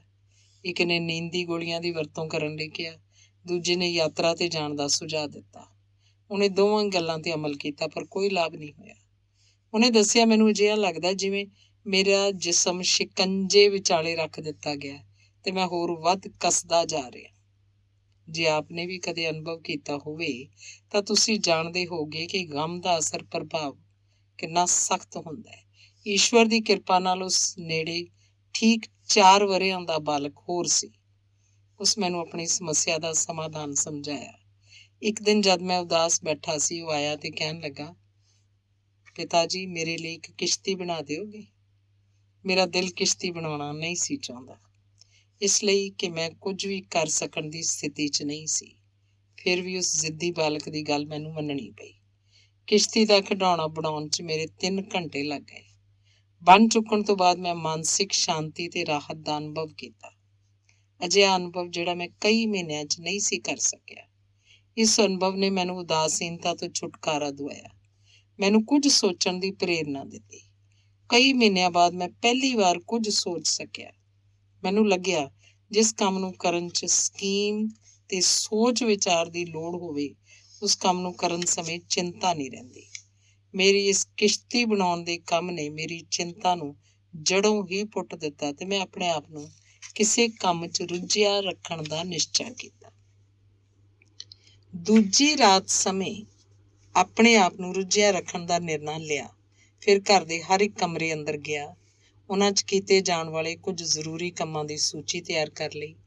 ਕਈ ਥਾਵਾਂ 'ਤੇ ਮੁਰੰਮਤ ਦੀ ਲੋੜ ਸੀ। ਬੁੱਕਕੇਸ, ਪੌੜੀਆਂ, ਬਾਰੀਆਂ ਦੇ ਛੱਜੇ, ਟਪਕਦੇ ਹੋਏ ਨਲ ਆਦਿ ਕਈ ਵਸਤੂਆਂ ਦੀ ਮੁਰੰਮਤ ਕਰਨੀ ਸੀ। ਤੁਹਾਨੂੰ ਹੈਰਾਨੀ ਹੋਏਗੀ, 2 ਹਫ਼ਤਿਆਂ ਦੇ ਅੰਦਰ ਮੈਂ 242 ਕੰਮਾਂ ਦੀ ਸੂਚੀ ਬਣਾ ਲਈ, ਜਿਨ੍ਹਾਂ ਉੱਪਰ ਧਿਆਨ ਦੇਣਾ ਜ਼ਰੂਰੀ ਸੀ। ਪਿਛਲੇ 2 ਸਾਲਾਂ 'ਚ ਮੈਂ ਉਸ ਵਿੱਚੋਂ ਬਹੁਤਾ ਕੰਮ ਪੂਰਾ ਕਰ ਲਿਆ ਤੇ ਆਪਣੇ ਜੀਵਨ ਨੂੰ ਉਤਸ਼ਾਹ ਵਧਾਊ ਕਾਰਜ ਪ੍ਰਵਿਰਤੀਆਂ ਨਾਲ ਭਰ ਦਿੱਤਾ ਹੈ। ਹਫ਼ਤੇ ਵਿੱਚ 2 ਰਾਤਾਂ ਲਈ ਮੈਂ ਨਿਊਯਾਰਕ ਦੇ ਬਾਲਗ ਸਿੱਖਿਆ ਸੰਬੰਧੀ ਜਮਾਤਾਂ 'ਚ ਹਿੱਸਾ ਲੈਂਦਾ। ਆਪਣੇ ਪਿੰਡ ਦੀਆਂ ਕਈ ਨਾਗਰਿਕ ਗਤੀਵਿਧੀਆਂ ਵਿੱਚ ਵੀ ਹਿੱਸਾ ਲੈ ਚੁੱਕਿਆ। ਅੱਜ ਕੱਲ੍ਹ ਇੱਕ ਸਕੂਲ ਬੋਰਡ ਦਾ ਚੇਅਰਮੈਨ ਹਾਂ। ਰੈੱਡ ਕਰਾਸ ਵਰਗੀਆਂ ਸੰਸਥਾਵਾਂ ਲਈ ਚੰਦਾ ਇਕੱਠਾ ਕਰਨ 'ਚ ਸਹਿਯੋਗ ਵੀ ਦਿੰਦਾ। ਹੁਣ ਮੈਂ ਇੰਨਾ ਵਿਅਸਤ ਰਹਿੰਦਾ ਕਿ ਚਿੰਤਾ ਕਰਨ ਲਈ ਸਮਾਂ ਹੀ ਨਹੀਂ ਮਿਲਦਾ। ਜਦ ਪਿਛਲੀ ਵਿਸ਼ਵ ਜੰਗ ਜ਼ੋਰਾਂ ਨਾਲ ਚੱਲ ਰਹੀ ਸੀ ਤੇ ਚਰਚਲ ਨੂੰ 18 ਘੰਟੇ ਕੰਮ ਕਰਨਾ ਪੈਂਦਾ ਸੀ, ਤਦ ਉਹਨਾਂ ਨੇ ਵੀ ਇਹ ਸ਼ਬਦ ਆਖੇ ਸੀ। ਜਦ ਪੁੱਛਿਆ ਗਿਆ ਕਿ ਇੰਨੀ ਬਹੁਤ ਹੀ ਜ਼ਿਆਦਾ ਜ਼ਿੰਮੇਵਾਰੀ ਕਰਕੇ ਤੁਹਾਨੂੰ ਚਿੰਤਾ ਨਹੀਂ ਹੁੰਦੀ, ਤਾਂ ਉਹਨਾਂ ਨੇ ਕਿਹਾ, ਮੇਰੇ ਪਾਸ ਸਮਾਂ ਹੀ ਕਿੱਥੇ ਹੈ ਕਿ ਮੈਂ ਚਿੰਤਾ ਕਰਾਂ। ਚਾਰਲਸ ਕੇਟਰੀਨ ਦਾ ਵੀ ਇਹੀ ਹਾਲ ਸੀ। ਉਹ ਮੋਟਰ ਲਈ ਸੈਲਫ ਸਟਾਰਟਰ ਦੀ ਕਾਢ ਕੱਢ ਰਹੇ ਸੀ। ਪਹਿਲਾਂ ਉਹ ਜਨਰਲ ਮੋਟਰ ਦੇ ਰਿਸਰਚ ਕਾਰਪੋਰੇਸ਼ਨ ਦੇ ਉਪ ਪ੍ਰਧਾਨ ਸਨ। ਜਿਹੜੇ ਦਿਨਾਂ 'ਚ ਉਹ ਪ੍ਰਯੋਗ ਕਰ ਰਹੇ ਸਨ, ਇੰਨੇ ਗਰੀਬ ਸੀ ਕਿ ਇੱਕ ਫੂਸ ਦੇ ਘਰ ਨੂੰ ਹੀ ਆਪਣੀ ਪ੍ਰਯੋਗਸ਼ਾਲਾ ਬਣਾ ਰੱਖਿਆ ਸੀ। ਪ੍ਰਯੋਗ ਸੰਬੰਧੀ ਜ਼ਰੂਰੀ ਚੀਜ਼ਾਂ ਖਰੀਦਣ ਲਈ ਉਹਨਾਂ ਨੇ ਆਪਣੀ ਪਤਨੀ ਤੋਂ $1500, ਜਿਹੜੇ ਉਹਨੇ ਦੂਜਿਆਂ ਨੂੰ ਪਿਆਨੋ ਸਿਖਾ ਕੇ ਕਮਾਇਆ ਸੀ, ਖਰਚ ਕਰ ਦਿੱਤੇ। ਇਹ ਤੋਂ ਇਲਾਵਾ ਉਹਨਾਂ ਨੂੰ ਆਪਣੇ ਜੀਵਨ ਬੀਮਾ ਤੇ $500 ਹੋਰ ਉਧਾਰ ਲੈਣੇ ਪਏ। ਹੁਣ ਜਦ ਮੈਂ ਉਸ ਦੀ ਪਤਨੀ ਨੂੰ ਪੁੱਛਿਆ ਕਿ ਜੇ ਔਖੇ ਸਮੇਂ ਵੀ ਆਪ ਨੂੰ ਚਿੰਤਾ ਨਹੀਂ ਹੋਈ ਸੀ, ਤਾਂ ਉਹਨੇ ਕਿਹਾ, ਕਿਉਂ ਨਹੀਂ ਹੁੰਦੀ ਸੀ, ਜ਼ਰੂਰ ਹੁੰਦੀ ਸੀ। ਮੈਂ ਇੰਨੀ ਫਿਕਰਮੰਦ ਰਹਿੰਦੀ ਸੀ ਕਿ ਮੇਰੀ ਨੀਂਦਰ ਤੱਕ ਗਾਇਬ ਹੋ ਜਾਂਦੀ ਸੀ। ਪਰ ਮਿਸਟਰ ਕੇਟਰੀਨ ਨੂੰ ਕੋਈ ਫਿਕਰ ਨਹੀਂ ਸੀ। ਉਹ ਆਪਣੇ ਕੰਮ 'ਚ ਇੰਨੇ ਰੁੱਝੇ ਸੀ ਕਿ ਚਿੰਤਾ ਕਰਨ ਲਈ ਉਹਨਾਂ ਪਾਸ ਸਮਾਂ ਹੀ ਨਹੀਂ ਰਹਿੰਦਾ ਸੀ। ਹੁਣ ਉਹ ਸਫਲ ਹੋ ਗਏ, ਕਰੋੜਪਤੀ ਬਣ ਗਏ। ਮਹਾਨ ਵਿਗਿਆਨ ਪਾਸਟਨ ਨੇ ਲਾਇਬ੍ਰੇਰੀਆਂ ਤੇ ਪ੍ਰਯੋਗਸ਼ਾਲਾਵਾਂ ਦੀ ਸ਼ਾਂਤੀ ਦੀ ਗੱਲ ਆਖੀ ਹੈ। ਉੱਥੇ ਸ਼ਾਂਤੀ ਕਿਉਂ ਰਹਿੰਦੀ ਹੈ? ਇਸ ਲਈ ਕਿ ਲਾਇਬ੍ਰੇਰੀਆਂ ਤੇ ਪ੍ਰਯੋਗਸ਼ਾਲਾਵਾਂ 'ਚ ਸਾਰੇ ਲੋਕ ਆਮ ਤੌਰ 'ਤੇ ਆਪਣੇ ਆਪਣੇ ਕੰਮਾਂ 'ਚ ਇੰਨੇ ਵੱਧ ਮਗਨ ਰਹਿੰਦੇ ਹਨ ਕਿ ਉਹਨਾਂ ਨੂੰ ਆਪਣੇ ਬਾਰੇ 'ਚ ਚਿੰਤਾ ਕਰਨ ਦਾ ਸਮਾਂ ਹੀ ਨਹੀਂ ਮਿਲਦਾ। ਕੋਈ ਵੀ ਮਿਹਨਤ ਕਰਨ ਵਾਲਾ ਵਿਅਕਤੀ ਸ਼ਾਇਦ ਹੀ ਕਦੇ ਨਾੜੀ ਰੋਗ ਨਾਲ ਪੀੜਤ ਹੋਇਆ ਹੋਵੇ। ਮਨੋਵਿਗਿਆਨ ਦਾ ਇੱਕ ਪ੍ਰਮੁੱਖ ਨਿਯਮ ਇਹ ਹੈ ਕਿ ਆਦਮੀ ਦਾ ਦਿਮਾਗ ਕਿੰਨਾ ਹੀ ਚੁਸਤ ਕਿਉਂ ਨਾ ਹੋਵੇ, ਇੱਕ ਹੀ ਸਮੇਂ 'ਚ ਉਸ ਲਈ ਇੱਕ ਤੋਂ ਵੱਧ ਵਿਸ਼ਿਆਂ 'ਤੇ ਸੋਚਣਾ ਆਮ ਤੌਰ 'ਤੇ ਅਸੰਭਵ ਹੋ ਜਾਂਦਾ ਹੈ। ਜੇ ਆਪ ਨੂੰ ਵਿਸ਼ਵਾਸ ਨਾ ਹੋਵੇ ਤਾਂ ਤਜਰਬਾ ਕਰਕੇ ਵੇਖ ਲਓ। ਤੁਸੀਂ ਇਸੇ ਸਮੇਂ ਪਿੱਠ ਭਾਰ ਝੁਕ ਜਾਓ, ਅੱਖਾਂ ਬੰਦ ਕਰ ਲਓ, ਇੱਕ ਹੀ ਸਮੇਂ 'ਚ ਸਟੂਡੀਓ ਆਫ ਲਿਬਰਟੀ ਤੇ ਆਪਣੇ ਅਗਲੇ ਪ੍ਰੋਗਰਾਮ ਪ੍ਰਤੀ ਨਾਲੋਂ ਨਾਲ ਵਿਚਾਰ ਕਰਕੇ ਦੇਖੋ। ਕੋਸ਼ਿਸ਼ ਕਰੋ, ਤੁਹਾਨੂੰ ਪਤਾ ਲੱਗੇਗਾ ਕਿ ਆਪ ਇਕੱਠੇ 2 ਵਿਸ਼ਿਆਂ ਤੇ ਵਿਚਾਰ ਨਹੀਂ ਕਰ ਸਕਦੇ। ਇਹੀ ਗੱਲ ਮਨੋਭਾਵਾਂ ਦੇ ਨਾਲ ਵੀ ਲਾਗੂ ਹੁੰਦੀ ਹੈ। ਅਸੀਂ ਇੱਕ ਹੀ ਵਾਰ ਵਿੱਚ 2 ਵੱਖੋ ਵੱਖਰੀਆਂ ਮਨੋਸਥਿਤੀਆਂ 'ਚ ਨਹੀਂ ਰਹਿ ਸਕਦੇ। ਕਿਸੇ ਰੌਚਕ ਕੰਮ ਤੋਂ ਉਤਪੰਨ ਉਤਸ਼ਾਹ ਤੇ ਸਰਗਰਮੀ ਤੇ ਚਿੰਤਾ ਤੇ ਹੋਰ ਬਾਰੇ ਅਨੁਭਵ ਅਸੀਂ ਨਾਲੋਂ ਨਾਲ ਨਹੀਂ ਕਰ ਸਕਦੇ। ਇੱਕ ਮਨੋਭਾਵ ਆਪਣੇ ਤੋਂ ਭਿੰਨ ਦੂਜੇ ਮਨੋਭਾਵ ਨੂੰ ਹਮੇਸ਼ਾ ਰੋਕ ਸਕਦਾ ਹੈ। ਇਸੇ ਜਾਣਕਾਰੀ ਦੇ ਕਾਰਨ ਹੀ ਮਨੋਵਿਗਿਆਨ ਡਾਕਟਰ ਜੰਗ ਦੇ ਦਿਨਾਂ 'ਚ ਕਮਾਲ ਹਾਸਿਲ ਕਰ ਸਕੇ। ਜਦ ਜੰਗ ਦੇ ਭਿਆਨਕ ਅਨੁਭਵਾਂ ਨਾਲ ਡਾਵਾਂਡੋਲ ਤੇ ਵਿਚਲਤ ਤੇ ਨਾੜੀ ਰੋਗ ਨਾਲ ਪੀੜਤ ਸੈਨਿਕ ਵਾਪਸ ਆਉਂਦੇ ਹਨ ਤਾਂ ਡਾਕਟਰ ਲੋਕ ਉੱਪਰ ਸਰੂਪ ਉਹਨਾਂ ਨੂੰ ਵਿਅਸਤ ਰਹਿਣ ਦਾ ਨੁਸਖਾ ਸਿਖਾ ਦਿੰਦੇ ਆ। ਨਾੜੀ ਰੋਗ ਨਾਲ ਪੀੜਤ ਇਹਨਾਂ ਫੌਜੀਆਂ ਦਾ ਹਰੇਕ ਚੇਤਨ ਛਿਣ ਵੱਖ-ਵੱਖ ਪ੍ਰਵਿਰਤੀਆਂ ਨਾਲ ਭਰ ਜਾਂਦਾ ਸੀ। ਸਧਾਰਨ ਤੌਰ ਤੇ ਪ੍ਰਵਿਰਤੀਆਂ ਬਾਹਰਲੀਆਂ ਹੁੰਦੀਆਂ ਸੀ, ਜਿਵੇਂ ਮੱਛੀ ਪਕੜਨਾ, ਸ਼ਿਕਾਰ ਖੇਡਣਾ, ਗੇਂਦ ਅਥਵਾ ਗੋਲਫ ਖੇਡਣਾ, ਤਸਵੀਰਾਂ ਖਿੱਚਣੀਆਂ, ਬਾਗਬਾਨੀ ਕਰਨਾ, ਨੱਚਣਾ ਆਦਿ। ਉਹਨਾਂ ਫੌਜੀਆਂ ਨੂੰ ਸਮਾਂ ਹੀ ਨਹੀਂ ਦਿੱਤਾ ਜਾਂਦਾ ਸੀ ਕਿ ਉਹਨਾਂ ਔਖੇ ਅਨੁਭਵਾਂ ਤੇ ਕੁਝ ਸੋਚ ਵਿਚਾਰ ਕਰ ਸਕਣ। ਇਸ ਇਲਾਜ ਸਿਸਟਮ ਨੂੰ ਮਾਨਵ ਇਲਾਜ ਖੇਡ ਵਿੱਚ ਓਕੂਲੇਸ਼ਨ ਥੈਰੇਪੀ ਕਹਿੰਦੇ ਹੈ। ਇਸ ਵਿੱਚ ਰੋਗੀ ਨੂੰ ਦਵਾਈ ਦੀ ਥਾਂ ਕੰਮ ਦਿੱਤਾ ਜਾਂਦਾ ਹੈ। ਇਹ ਕੋਈ ਨਵਾਂ ਸਿਸਟਮ ਨਹੀਂ ਹੈ। ਈਸਾ ਤੋਂ 500 ਵਰ੍ਹੇ ਪਹਿਲਾਂ ਵੀ ਪੁਰਾਣੇ ਯੂਨਾਨੀ ਡਾਕਟਰ ਇਸੇ ਇਲਾਜ ਸਿਸਟਮ ਦਾ ਪ੍ਰਯੋਗ ਕਰਦੇ ਸਨ। ਇਸ ਤਰ੍ਹਾਂ ਤੁਸੀਂ ਵਿਹਾਰ ਕਰ ਅਲੌਕਿਕ ਸ਼ਕਤੀਆਂ ਦੇ ਮਾਲਕ ਬਣ ਕੇ ਸੁੱਖ ਭਰਿਆ ਜੀਵਨ ਗੁਜ਼ਾਰ ਸਕਦੇ ਹੋ। ਧੰਨਵਾਦ।